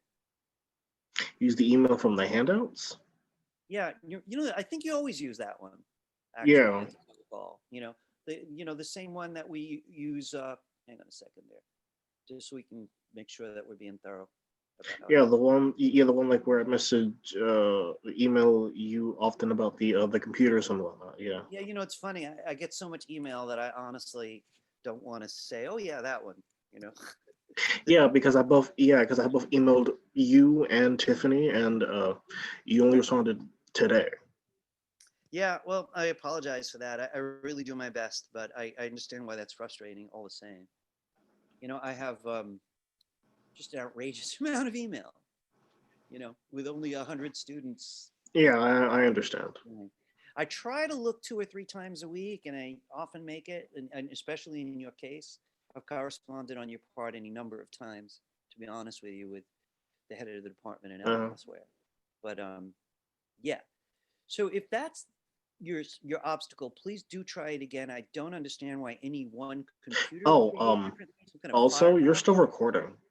I am? Oh no, now I'm gonna have to cut all this out later. If I'm too lazy to do it, goodbye, YouTube.